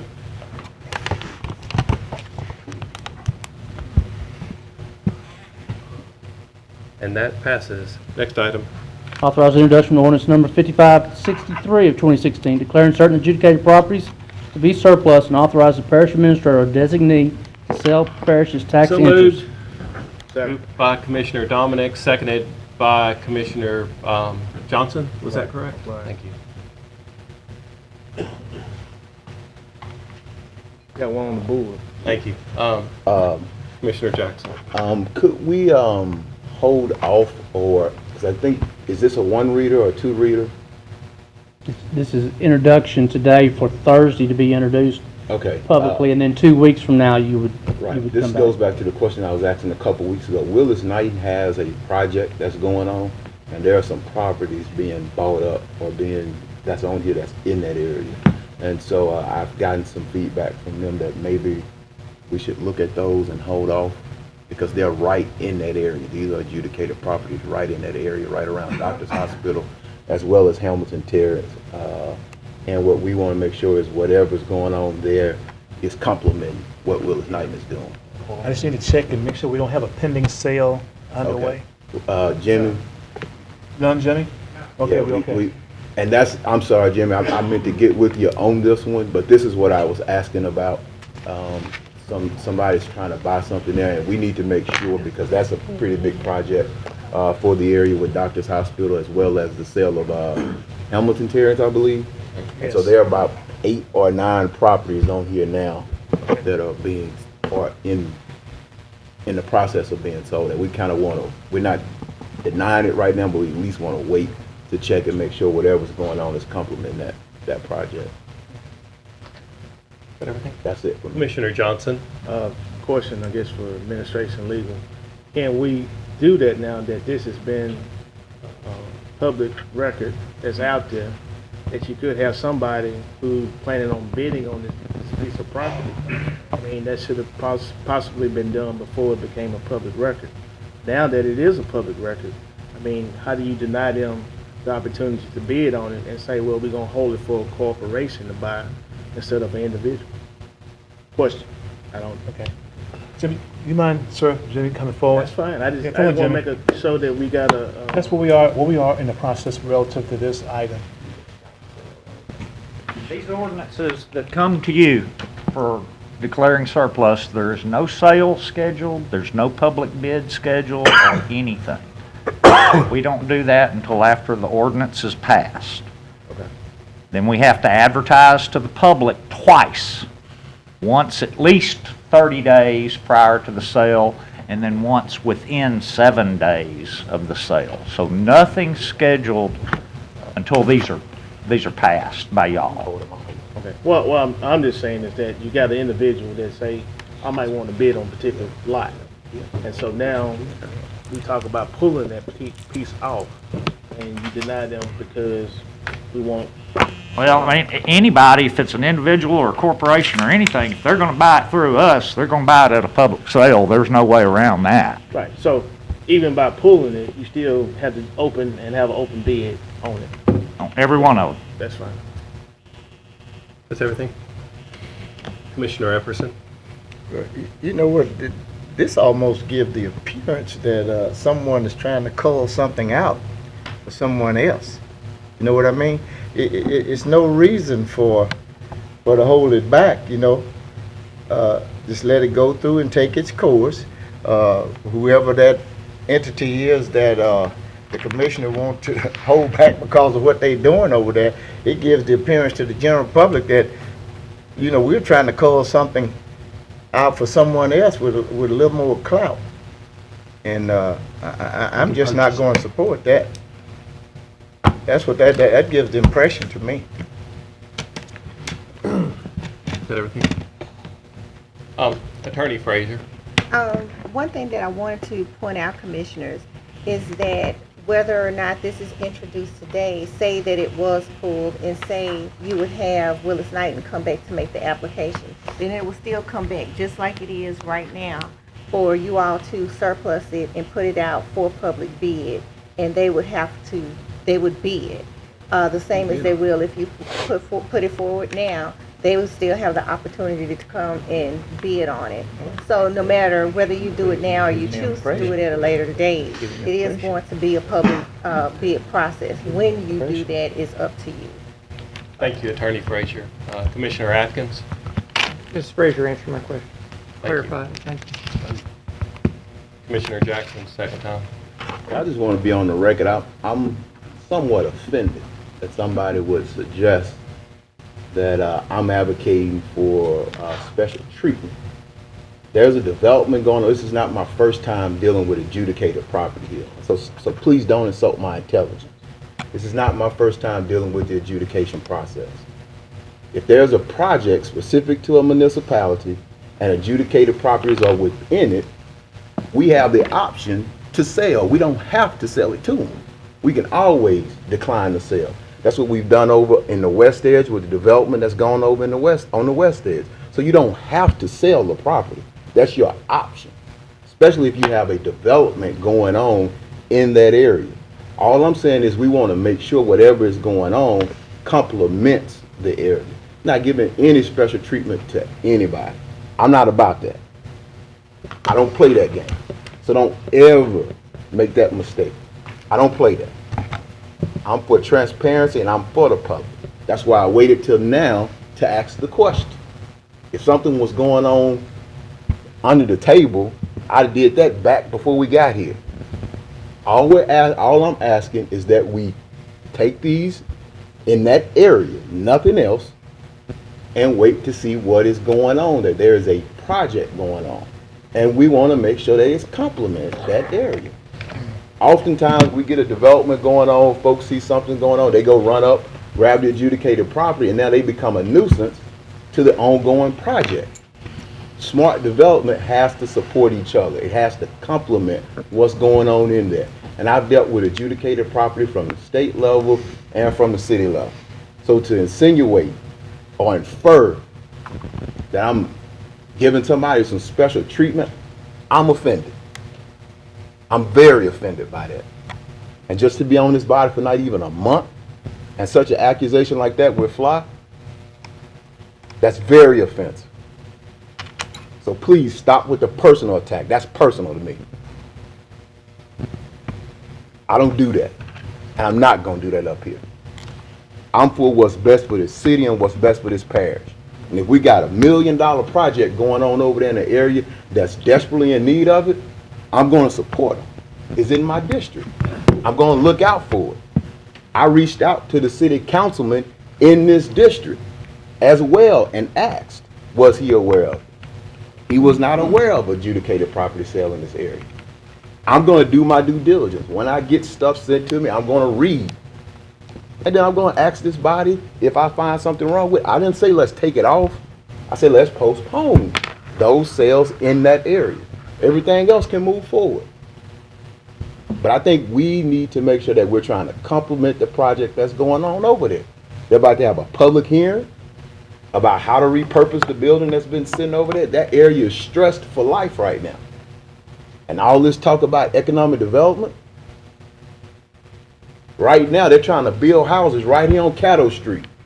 But they got one little shotgun house that won't sell out. So you're going to have these beautiful apartments sitting right there on Caddo with a broke down shotgun house sitting next to it. That's what I'm talking about. That won't complement that area.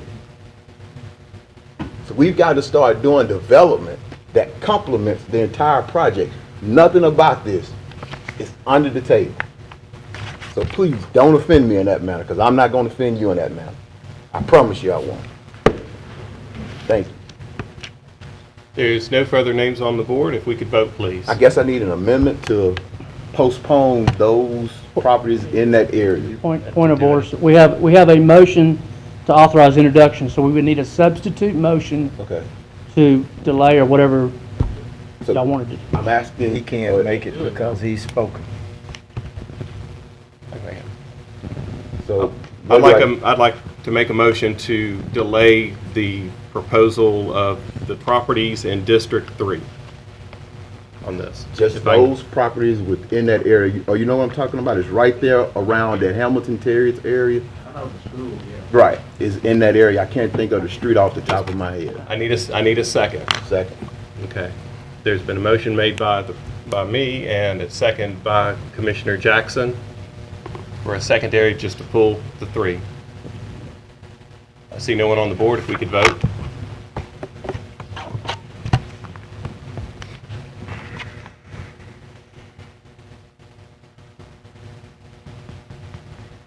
Mr. Jackson.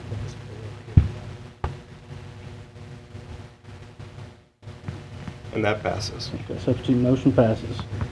Next item, please. Authorize the introduction of ordinance number 5564, 2016, amending budget investment revenues and expenditures for the Economic Development Fund for the year 2016. Third. Second. With the maker of the motion, excuse me, it was Commissioner Johnson who made the motion and Commissioner Epperson who seconded. Would the maker like to speak on this?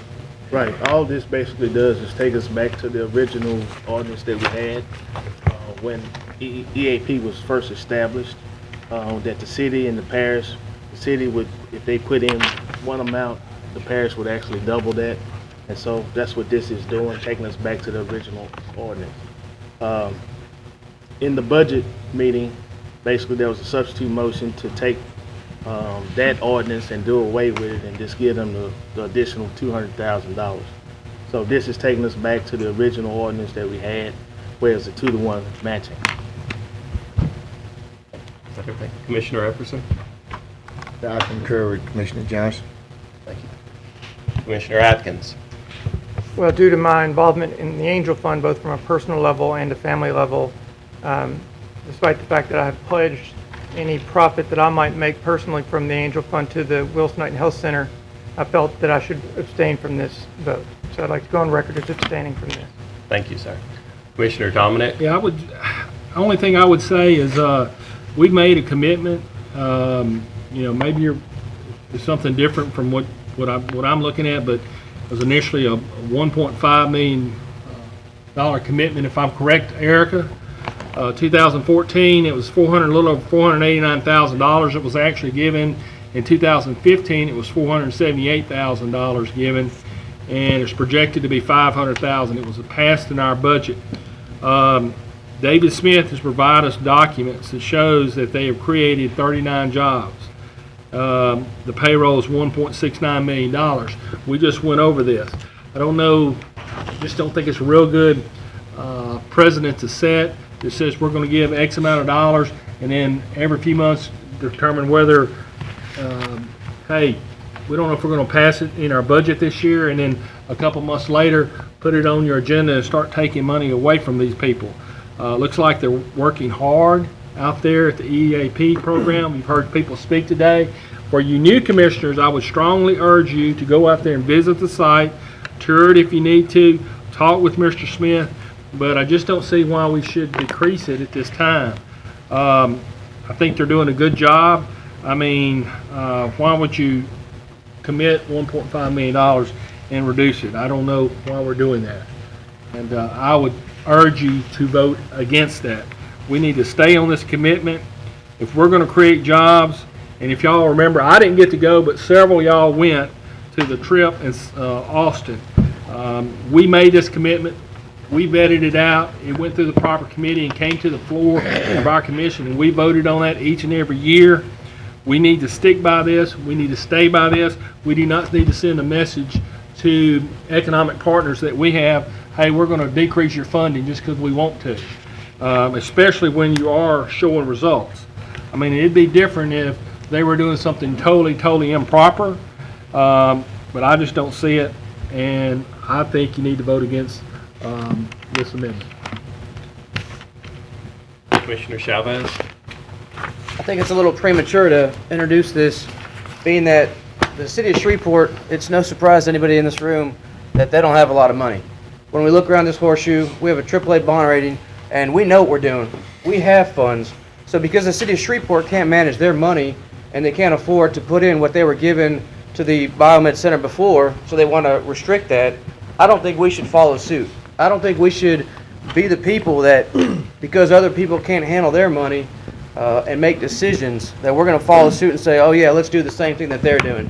I think because we have a AAA bond rating, because we can stand on our own 2 feet and say, you know what, we have good counsel, we have good people with good opinions, we have good business mindset, where we can see the Biomed Center is a good thing for this community to raise jobs, to create technological jobs that we need, to where Shreveport, Caddo Parish can be a tech hub, where we can embrace business, embrace young entrepreneurs, where they want to stand up and be something more and have a dream. I think we should embrace that and not say, well, the city of Shreveport is broke, so we should follow suit and and do the same thing and say, let's reduce our funds. I agree with Doug Dominic. We made a commitment to them, and we made a commitment to stand behind them, and a commitment to Caddo Parish. We should stand behind our commitment, behind our words, behind what we say we're going to do, and fund these guys, and applaud them for the progress that they've done. It's one thing to have a return on investment and say, okay, they haven't done anything yet, but they have. They've got proof. They've got numbers. We can go over there and look. I have a 9:30 meeting tomorrow morning with Mr. Smith. I encourage any one of you guys that want to come and look for yourself and see the proof is in the pudding, see the numbers on the paper. You're welcome to go with me. I know I'm new on this board, but I believe in entrepreneurship. I believe in the technology for this community. That's what's really going to build our community. And these guys are sitting here saying, hey, we need some help. We need you to back us. So why are we going to take our hands away from them and say, no, City of Shreveport's laying them out to dry? You know what? I don't think us as a board should do that. We should stand behind them and push growth for Caddo Parish. I appreciate you, Mr. Smith. Thank you.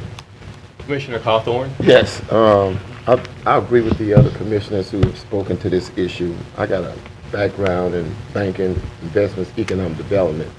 And we've been talking for years in this local community. We continue to fight between progress and preservation. I think the only way we can move Shreveport forward, we've got to make some investments in economic development. When I'm talking about economic development, where there's a model that works. I was afforded the opportunity to visit with Dr. Butler, who's the chairperson of the C-Squared Institute over in Austin. Matter of fact, I got a copy of his book and was able to visit with him here in the city of Shreveport. And well, my only major concern is that I would like to see more minority-owned businesses who are afforded the opportunity to go through that vetting process and to be funded. From having a banking background, it's good to have a good idea. It's good to have all your numbers on paper. But what moves a startup business forward is being funded and having capital. I also like the fact that, you know, the EEP program here locally collaborate. They collaborate with Southern University as an incubator. They collaborate with a COHAB. They collaborate with the Louisiana Startup. So, and then we have made a commitment in December to fund them at the number that we committed that we would fund them at. So I think we should move forward, stick to that. And also, this takes a period of time for you to see the manifest efforts in economic development. And so what Dr. Butler did in Austin was a 5-year program, and he was able to see the fruits of that labor. I think we need to do the same thing with the EP program here in Shreveport. Commissioner Middleton. I understand everything Mario and everyone has said so far, and I appreciate that. And Mr. Smith and I spoke earlier today on the phone. I'm asking to see the full financials of their posture, where they are right now. If they have a lot of money in the bank, a lot of money in the rainy day fund and all that kind of stuff, I'm going to look at that before I vote to continue the funding that was promised last quarter of last year, when we didn't even know what the oil and gas revenue would be this year. And it's going to start depleting more out of that. And we're always talking about that. I am not putting down any part of the program itself. Commissioner Chavez, I'll accept that invitation at 9:30 tomorrow morning. As we say in the military, 09:30. Gotcha. All right, and we'll do that tomorrow morning. And again, I'm behind the philosophy of the EAP, Mr. Smith, but I just want to see the financials because, again, it goes back to my point last time. The little small towns are needing money. Everybody's wanting money. And if it's, I just want to see what the morphing process that brought an EAP here made it a reality. And I want to see what we can do without committing Parish Commission money at this point. I think Mr. Johnson has brought a very valid issue that we need to look at. And I just want to look at all the numbers. So I'll accept that invitation tomorrow morning at 09:30. And thank you, Mr. Chavez, for that. Thank you. Commissioner Johnson? Okay. Let me go on record and say I don't feel that the EAP program is doing a bad job at all. But the taxpayers' dollars, the money that we give them, what they're doing with it, I have a problem with. When over 90% of that money is going to salaries, benefits, and personal services. That's a problem. If it was going into the program, that's a different thing. But it's going to salaries, benefits, and professional services. So, to me, the allocation of the money is not being used for the benefit of people of the parish. Well, you're bringing people in to hire them to be on the advisory board, to be on the board of directors, to work in this EAP program. But should they use taxpayer dollars to do that? That's my problem. And we also had, y'all talked about the trip to Austin, which was done through EAP. They paid for it. So there were some commissioners that went on that their travel expense was covered under this, but not covered under the parish travel expense. So, I mean, there's some issues that's there that we need to look at. Now, the city, you talk about the city being broke. The city has a budget of $491 million. Parish budget, $89 million. Big difference. Now, how they allocate their funds, that's the city council and the mayor, and they decide how they do that. So, in their looking at 2016, they say, well, look, we'll cut back a little bit on that because just mentioned today that they got $10 million in investment coming in out of private sector. All right, they also get another $2-point-some million. Erica, what's the number? 2 point what? For the property For the meal, tax? the property tax. About 2.1 million. Okay, get another 2.1 million from that goes into biomed. So, I mean, they got money coming in out of all these different ways. And so to say our $500,000, does it really make that big of a difference? And I think no. They just use it for 90% to pay salaries, benefits, and professional services. So I think we need to look at it. That's why I put it back on the agenda. When we had this great debate back in 2013, 14 of how to fund that, it was based upon if the city is going to do it, we'll pitch in as well. If the city bags out, we was going to bag out. And so if whatever the matching was, it was 2 to 1, and that's what we decided upon. Up until the last minute of the budget of last year, in a knee-jerk reaction, well, the city withdrawing some of their money, we're going to keep ours up high because we got an abundance of money. But we don't have an abundance of money. We have to use our money wisely because, just like I said, our budget is $89 million. The first catastrophe or disaster in this area, that money is gone. Wiped out. And the city would still have a $491 million budget. So we need to think about that. That's all. Thank you. Commissioner Epperson? Ms. Frazier, we aren't just arbitrarily pulling this down to 200,000. Didn't we enter a cooperative endeavor with these parameters in that within that document stating these? Which parameters are there? We're going down to what, 200,000, Mr. Jones? Because of the city going down to 150 instead of 250. Okay. No, we don't. We enter into a cooperative endeavor agreement with them each year for the amount of money that you all appropriate in the budget. Mm-hmm. So each cooperative endeavor agreement has been 1 year in period. Each of the 2 years that we've entered into it with them, you all have appropriated $500,000. I believe in part based on the city appropriating $250,000. So that's the agreement we've had with them each year. We have not yet entered into an agreement with them for the 2016 year. Okay, and that's what this does. This would reduce that amount that was put in the in the budget when we deliberated for 2016 to 200,000. It would reduce it by 200,000 to right to 300,000. Correct. Right. Okay. Thank you. Also mentioned that this tax millage goes to the year of 2032. If you calculate that up, ladies and gentlemen, that's almost $45 million. My God, we ought to have a hell of a lot of economic development and a lot of jobs coming from somewhere, good paying jobs, $45 million. Also, I think I heard the gentleman state that they had some interns from BIPSI. I thought when we entered cooperative endeavor, sometime we had to, I've seen some corporate endeavor that we specified that these things must be given to Caddo Parish residents because it's Caddo Parish tax dollars. It would depend on whether or not that's paid when we review those receipts. If those are paid internships, then that'd be something that we would look at. be they paid or non-paid. It sure would be nice if we intern Caddo Parish residents. That should be a specification, and since we're using Caddo Parish tax dollars. Am I correct on both ends? Okay, that's my point there. But they still have plenty of money. You like to say the city's budget is $491 million.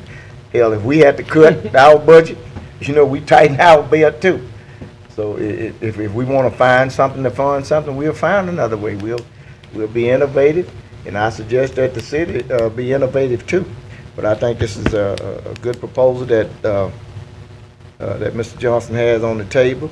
And just because we holler in economic, every time we for business. Every scheme and dream come here hollering economic development is not the right thing. And you look at these figures. Thank you. Commissioner Jackson. Is this a 3-year deal, right? I believe this was set up as a 3-year deal? 4 Yes, years? 3. 5 years. 5 years? Five. Initially 5 years. 500,000 years for 5 years.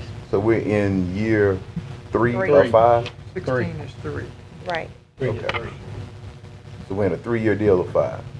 It was passed for 5 years. We're in the third year of that 5 year for this. We haven't signed the agreement yet, but we're in the third year of the 5 years. All my questions. There's nobody else up to talk? I You do. can vote, I please. think I want to see Excuse me. these. Commissioner, excuse me, she hit I'll let first. both of them- Go ahead. Okay. Go ahead. Okay. I do like what Commissioner Johnson said about looking at them, what they're doing as far as that. So would you entertain a motion to maybe table this where we can take a trip over there to see what are they doing? Are they being good stewards with our money? Now, I do understand if you're going to make an investment and you tell people this is your budget for this 5-year period, which we did, we can't go halfway through it and say let's pull the rug out. However, if we're going to be good stewards of the taxpayers' money, maybe we should go over there and just do an internal audit of ourselves to say, are they being good stewards with the money? Is there people getting high salaries that shouldn't be? Is there more employees than need to be? Can it be skinnier? But to just go in there and not actually look at the math and look at the numbers and say, hey, let's just reduce it. We did make a commitment to them for 5 years. So would this body be willing to go look at what we're doing over there or what they're doing and then come back at a later date? Can I answer that question? That's it. Yes, sir. Talk to the chair. Go ahead. Well, hang on a second. No? That's You it. done? That's the question. We'll go to Stormy Gage Watts. No, I moved to. You were sending him? Okay. Then Commissioner Johnson. Okay, Commissioner Chavez, basically, I mean, the work that they're doing, I have no problem with it. I'm talking about the money that we're allocating for them. That should be, to me, to the program and not to pay salaries. You know, a tax dollar shouldn't be going to be paying salaries to the organization. They should be doing the program. Now, you say, well, the salaries is helping them run the program. True enough. But you could use those private dollars for that and then put those monies that you use for the public sector from us into something to run the program. But that's not how it's been doing. The invoices come back as salaries, benefits, professional services. So that's what I'm saying. When you go over there and look, you're going to see what you're going to see. But I'm talking about the invoices of how we've been getting charged for the use of the money. And we didn't commit. We committed basically to say that if the city bailed out on it, the original order says that we will bail out. If the city put in $250,000, we put in $500,000. If the city reduced it any, ours will automatically be reduced. Nobody had even caught that until I brought it up to say that, okay, now that we here in the city has made a budget meeting and this is what they've done, then this is what we should be doing. That's the only time. If I had not even said a word, it would have automatically been that they got $300,000. But what I did was say, okay, let everybody know that the city had reduced their funding, so automatically ours would be reduced because of the ordinance. That was a substitute motion made to keep it at $500,000 arbitrarily. What I'm just trying to say is get back to what we basically debated upon for months at a time to say, okay, this is what we said we was going to do, and that's what we was planning to do. Commissioner Middleton, second time around. Okay. As the new guy on the block, I just asked Commissioner Johnson to give us that opportunity to look at it, and then you and I spoke earlier, and you know my input, but I think we, the new people, of course, John's already familiar with everything, we just need that opportunity to look at it so we'll know what we're voting for or against. But I understand your point, why you want to move it forward, but I respectfully ask you to support the second amendment, the amendment by Mr. Chavez. You can make a motion. I thought he did make a motion. I did, so however you, in terms and how you do it. You spoke first, and You have to then make the add it motion, to the then end, and you speak. have to make your motions at the beginning. I'll do All right. Are you finished, Commissioner Middleton?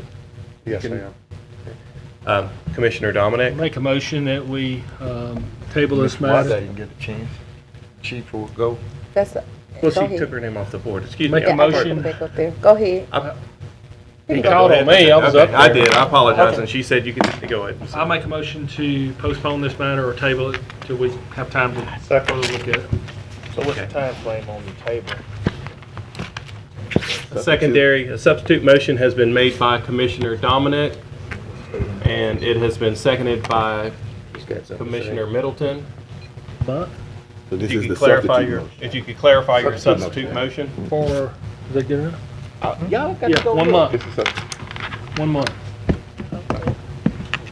Just, We're voting on the substitute. Mr. Hopkins, but will for you the repeat record, it's to motion? delay, not to table. Okay, delay, let's delay it for a month. Okay. I don't know how to, does anybody want to speak on the second motion, on the secondary motion? Well, I just wanted to make sure that we had a time frame on the. I don't know how to clear I this do. out yet. Wait, here we go. There. If you want to talk, get your name. So from 30 days from now. Yeah, it'd be the, This will come back on the agenda. yeah, whatever our meeting would be about. All right, I see no one on the board. Let's vote on the substitute motion.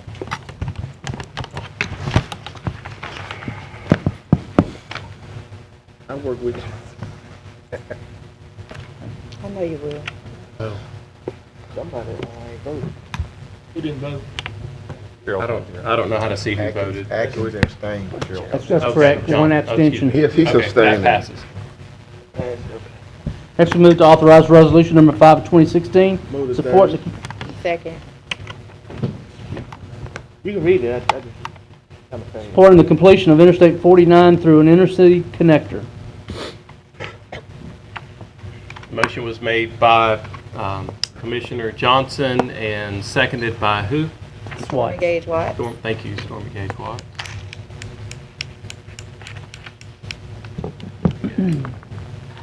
Would you like to speak on your motion, Commissioner Johnson?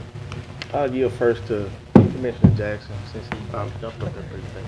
Commissioner Stormy Gage Watt, would you like to speak on your second? No, I would not. Commissioner Jackson. I'd like to ask, we had, at the top of the meeting, we had a lot of residents come down from Allendale, not from Allendale, and there's a lot of information out there about this. And I'm just asking if we're still in the public comment phase of this, we're still in the public hearings phase of this.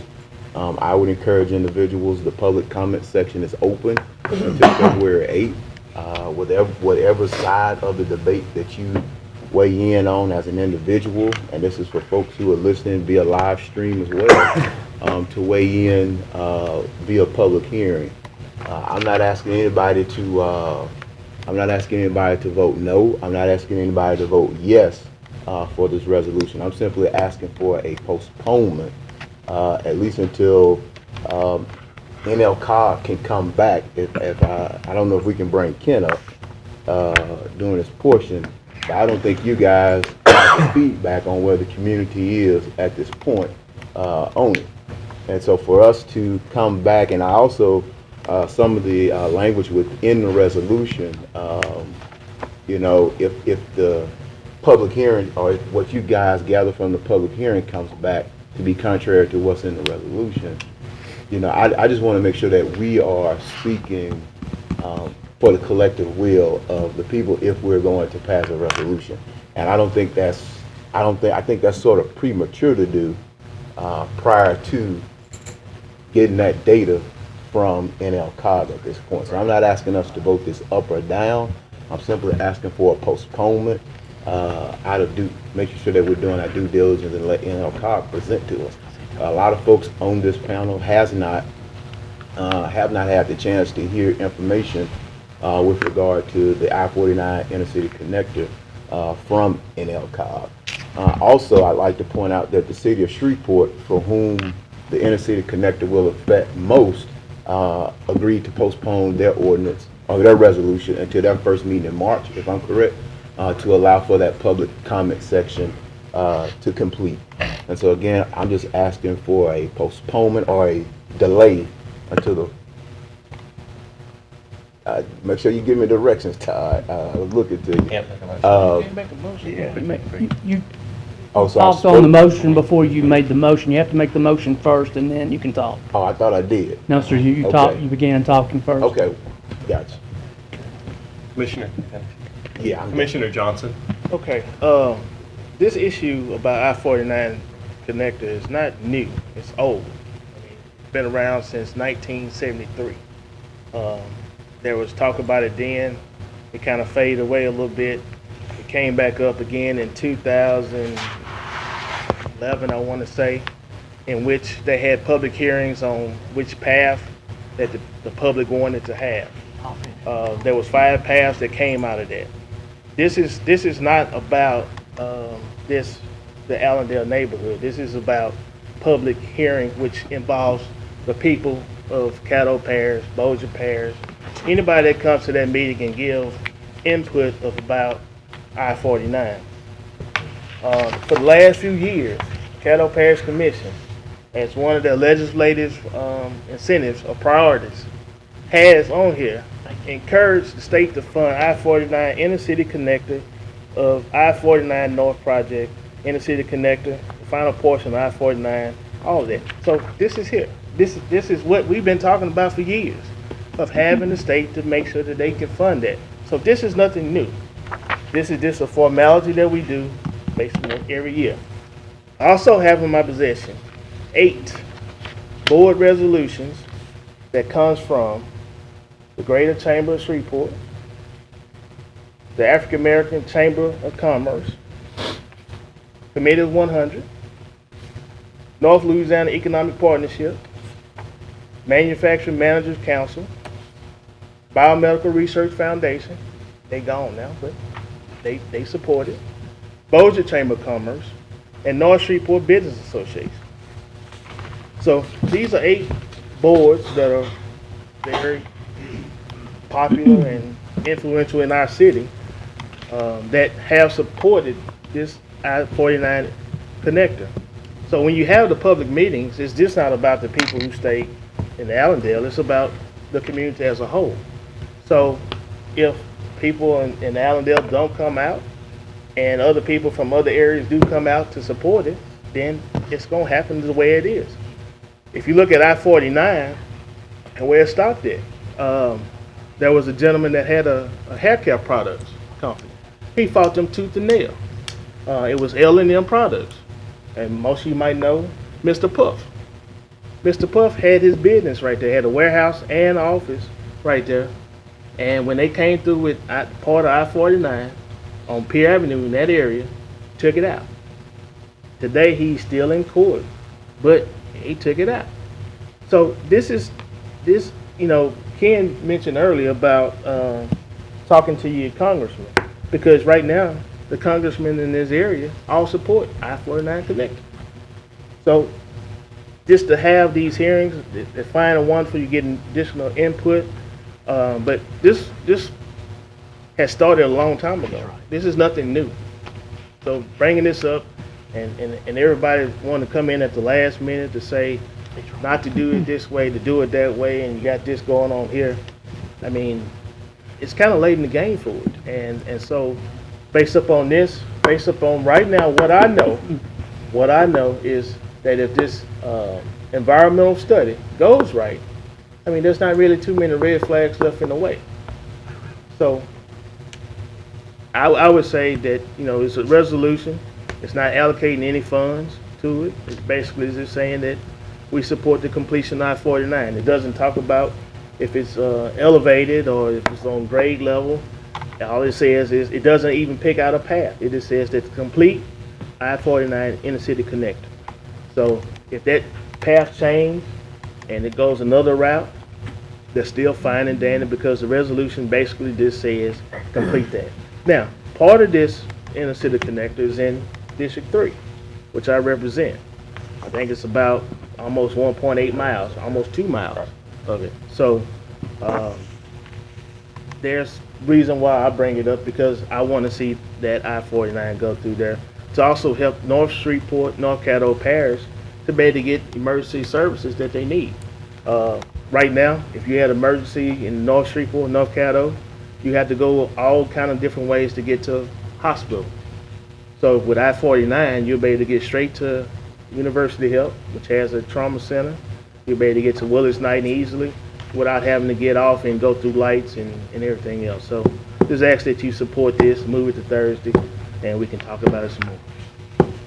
Commissioner Cawthorn? Yeah, I just want to go on record that I've supported the inner city connector, whether that's elevated or this new concept of a business thoroughway going through the city.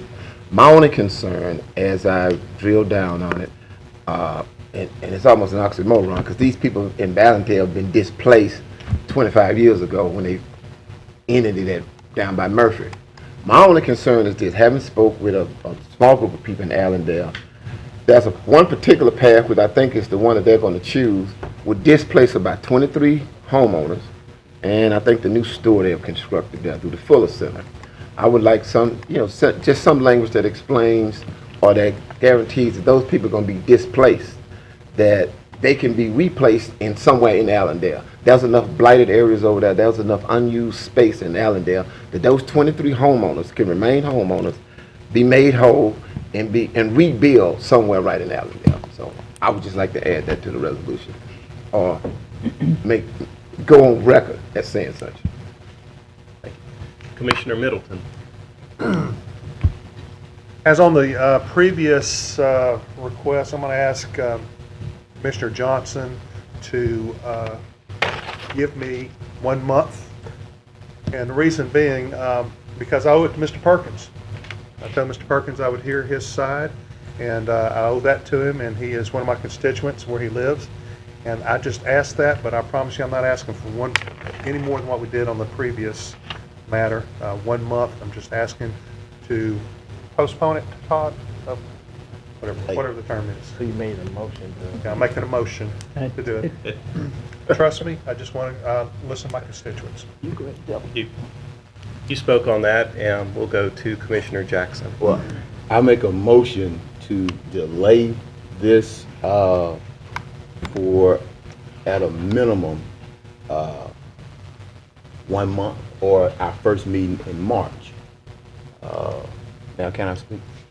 Hold on one So second. that's You need a a second. Second. Second. Substitute motion has been made by Commissioner Jackson and seconded by Commissioner Middleton.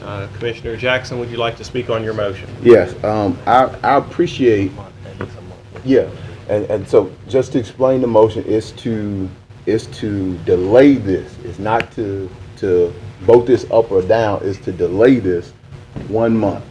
And as I appreciate the information Commissioner Johnson provided, the difference there is all those groups, those 8 groups that he named, not one of them is a governmental body. And again, the city of Shreveport, for whom the inner city connector will most affect, has not taken a formal and official position. And so if this is something that's going to directly impact the city, I think we should at least make sure we're not jumping out ahead of what they're doing. And so I echo what Commissioner Middleton has said, is at least, again, wait 1 month, and then we can go forward from there. But I'm not asking, I want to be clear, I'm not asking for anybody to say, no, this is a bad route, or I'm not asking anybody to say, yes, this is the greatest thing in the world. I'm just simply asking us to wait 1 month, allow us to get that public feedback information that we need, and have the subject matter expert, as well as to see, make sure we're moving in concert with the city of Shreveport. The other thing that I pointed out, there is a whereas clause in here that says, it says the so-called looping alternative is infeasible, is economically infeasible. Well, Dr. Wilson, Kent, I don't know where any money has been allocated to an I-49 inner city connector. So in that case, every route at this point is infeasible. So for us to pass a resolution saying one route is infeasible over the other, and let me be clear, I'm not advocating for a route. I want to be very, very straightforward and clear on that. I'm not advocating for a route. But if we're going to send something out here from this body, we need to make sure that it is clear. And we need to make sure that it is a factual statement. And so this is more so an hypothesis right now, because no funding has been allocated for routes 1 through 5. 5 routes, right? No money has been allocated. So for us to come out here and pass a resolution saying one route is infeasible over the other, all of them are infeasible at this point. So again, I respectfully ask for just a postponement until either the next meeting or the first meeting in March, at least just 1 month to get that information back from NLCOG. Commissioner Middleton, would you like to speak on your second? Well, I thought I was making that motion when he's, before he came back and got it in proper order. So, yeah, I think we just need to, I'm just asking Commissioner Johnson, let me support my folks, even though Mr. Perkins does not live in the affected areas. He is very involved with this, and I just want to hear the alternative, to be honest with you. And I didn't become a popular audience until I got voted in as Parish Commissioner, and now I'm that audience, and I just like to afford that opportunity to Mr. Perkins and that group. And I'm telling you, sir, anyone else who wants to hear me, 1 hour is your presentation. Okay, I don't want to hear in a lot of stuff. I want to get to the very basics. I'm a really bottom line kind of person. So I'm just asking that. And we'll schedule that, Mr. Perkins, in the next week, provided Mr. Johnson will allow us that opportunity. Mr. Johnson. Well, you know, based on the resolution, and it does talk about the loop it being economically unfeasible. And the reason that it talks about that is because if you look at the price of the loop it compared to the straight shot going through, or the straight shots that go through, it's very much more expensive to do. And that's because of the upgrades to 3132 and also the upgrades to the bridge that goes over Cross Lake, the 220 bridge. Now with the 220 bridge, you know, when you talk about the loop it, you talk about now taking possible hazardous cargo over Cross Lake, which is the drinking water for Shreveport. I don't think that we have to wait upon the city to do a resolution. I mean, they do resolutions all the time that we don't participate in. We do resolutions all the time that they don't participate in. There's going to be times in which we're going to differ on opinion. But we talk about economic development. We talk about bringing jobs to Shreveport. We talk about lost opportunities. Well, if we don't get I-49 completed, that's a lost opportunity to me. Now, to say, well, you can still go 3132 to that, but how many companies would say, I might want to relocate to Shreveport because it has I-20 and it has I-49. And I can go from New Orleans, eventually I can go from New Orleans to Canada in that region, and I can go from east to west anywhere in that region. We have to stop thinking small town and start trying to think about how can we be progressive. We always holler about everything happens below I-10 because they do everything below I-10. There's a lot of interstate traffic going along the New Orleans Baton Rouge corridor, and so they embrace that. They embrace companies coming in. We want manufacturing jobs. At least that's what I would like to see, more manufacturing jobs than service jobs, retail jobs. Now the high-tech jobs are fine too. But if we got a transportation hub here that can take us north and south and east and west, don't lose the focus of getting I-49 completed, because that's what we need to do. Now, there's also a push on I-69. And if we sit around and wait, they'll find a way to take the money from I-49 and assess it to I-69. And then there we are in another missed opportunity. This opportunity now will go around to the port, go through Bossier, and head north. And then Bossier will be taking the advantages of what we missed out on. It's happened in the past in history. If you look at Louisiana Downs, Shreveport Caddo didn't want it. Bossier embraced it, and look what it's doing now. We could have probably had more casinos. We didn't want all of them. So Bossier got some. Look what they're doing now.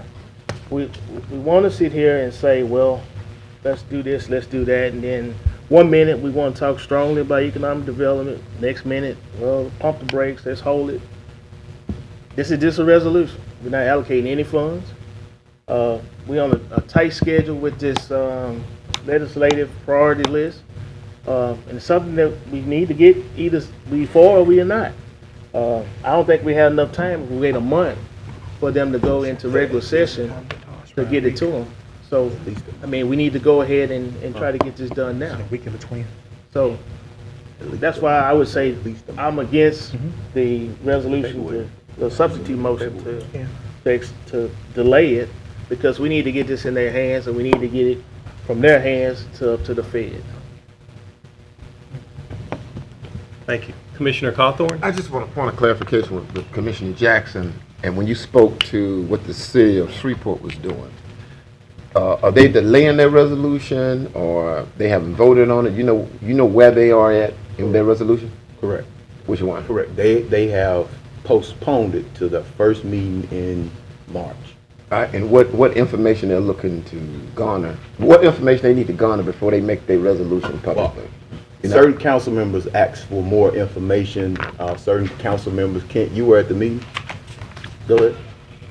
Just you have to. Oh, I'm sorry. You're answering Commissioner. I'm sorry. Commissioner Cawthorn has the floor. I apologize. There were certain council members that wanted additional information prior to just endorsing their resolution. Okay, information like what? Now, I wasn't at the meeting. I just know that it was postponed. And when I talked to one of the corresponding council members for my district, he said that before he could just support the resolution, he would like to first see what the public feedback was from the public hearing. And that's going to take place in February. They did theirs to March. I'm asking for at least until March, so we can come back and do ours in February if you like, the next meeting in February. What I'm asking is that we postpone this and allow NLCOG to provide us with the feedback from the public hearing after they gather the data. But so outside of public feedback, we're not waiting on anything more substantial than that. I mean, that's all I'm asking. There's a whole lot of posted information out there for you to make an informed decision if you want to do such. I was just trying to garner what was the nexus between us and the city, and what would be the public feedback. Public feedback. The public feedback. If we could limit our conversation between each other. All right, that's fine. I'm good. You're good. Commissioner Chavez. I know we have time restraints, so this is going to be easy. Commissioner Johnson, the resolution, is this going to get us closer to finding funding to pay for whichever route the public chooses? Yes or no? He can't do nothing but help. Won't hurt. Sounds good. That's all I wanted to hear. Commissioner Jackson. Kent. He's had his go. I spoke we on the debate subject. so I've got the floor, Commissioner Epperson. Mr. Rogers, please speak. Yep. Kent Rogers, Executive Director, Northwest Louisiana Council of Governments, 625 Texas Street, Suite 200, Shreveport, Louisiana. The question that the City Council asked for, I don't remember whether they called it a delay, postponement, whatever their proper term is for theirs, to the first meeting in March. What they had asked for was what was the earliest time frame that we thought we would have any type of information back from all the public comments. My response was at the minimum a month, and that's when they said we'll do our first meeting in March. That's how they came about that time frame. Does this resolution put us any closer toward funding or passing resolutions, or government bodies passing resolutions put us any closer toward finding a funding mechanism? No, no. To be honest, no. The ultimate document that's produced through this process is what Federal Highways calls an environmental impact statement. With that, they issue what they call a ROD, record of decision, on the environmentally preferred alternative. Federal Highways makes that final determination of which one of these corridors they issue that ROD on. At that point in time, that's when you can really push hard for some funding. There is a funding mechanism and a funding stream that will provide a very minor amount of that money that could be used as match support towards any federal funds. That's the unclaimed properties money. Other than that, and the environmental study money that we have in hand at this time, there's no other funds allocated at this point in time. Just because you're not going to do that until you know exactly which route or which corridor or what's going to happen. But we do have that minor funding stream out there at this point. So, again, my motion is simply to, at the minimum, postpone or delay until we can get some feedback from the subject matter experts who are working with DOTD, Federal Highway Transportation on this issue before we just make a resolution. So again, I'm asking just to do a postponement. Commissioner Johnson, second time on the second go-round. Well, Kent, I will kind of have to disagree with what you just said about this resolution gets us a little closer. Because once we pass this resolution, or once this resolution is done, and there's another time constraint too, because we have the Louisiana Police Jury Association. This resolution can then be put onto that, which then now we have the Louisiana Police Jury Association as a lobbyist to help get this done. So we go from parish to state, and from state to feds.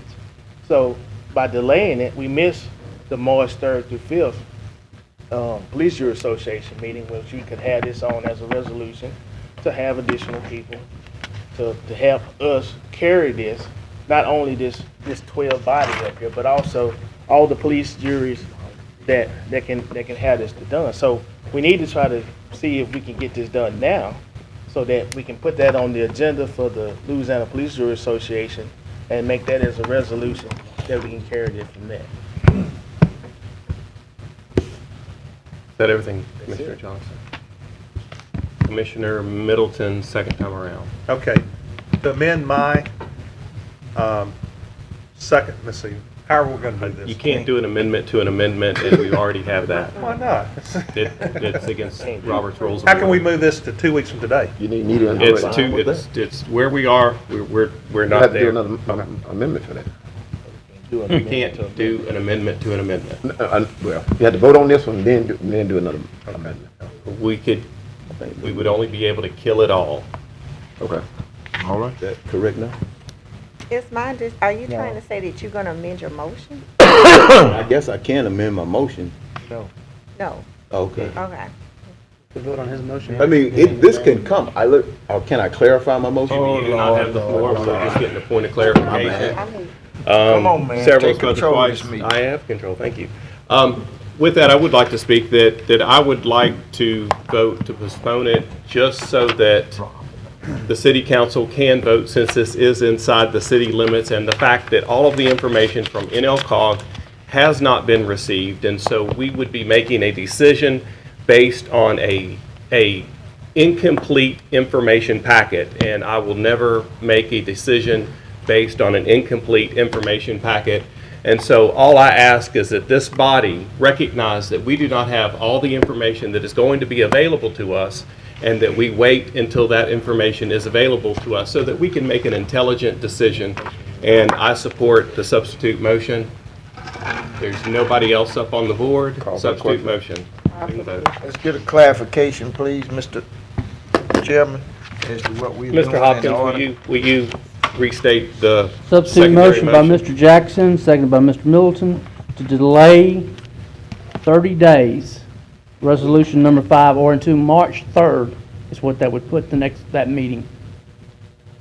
Yeah, Can I ask a question? that question, go ahead. Point of clarification. So could we do this before that March meeting? Is that what you're saying? Because I don't mind doing it before the March meeting. No, I would say that we just vote on it as it's been read. Okay. Everybody vote.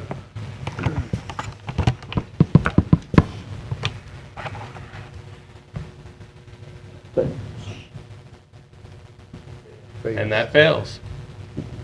We'll vote on the original motion.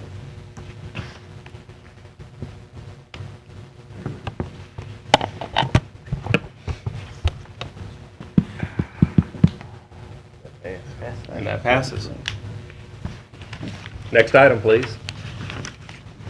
Next, we move to discuss action relative to Dawson Road project. Recommend move to Thursday. Second. That's been moved by Commissioner Epperson and seconded by Commissioner Watts. Would you like to speak on your motion, Commissioner Epperson? No, sir, I'm assuming that staff will be ready to give the report Thursday in the administrative section. Yes. That okay, sir? Yes. Okay. Yeah, we have it.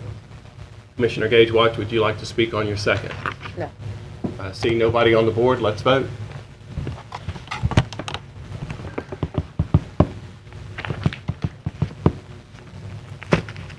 And that passes. Next, we move to authorize appointment for Caddo Parish Sewage District Number 7, Mr. Danny Bernard. Move to Thursday. Second. Moved by Commissioner Johnson, seconded by Commissioner Stormy Gage Watts. I don't see anybody on the board. Would you please vote?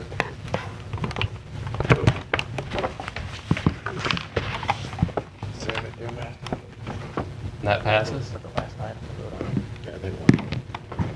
Next, we have consent agenda. Move for adjournment. Oh, that was on vacation. That's it. Move to adjourn. All right.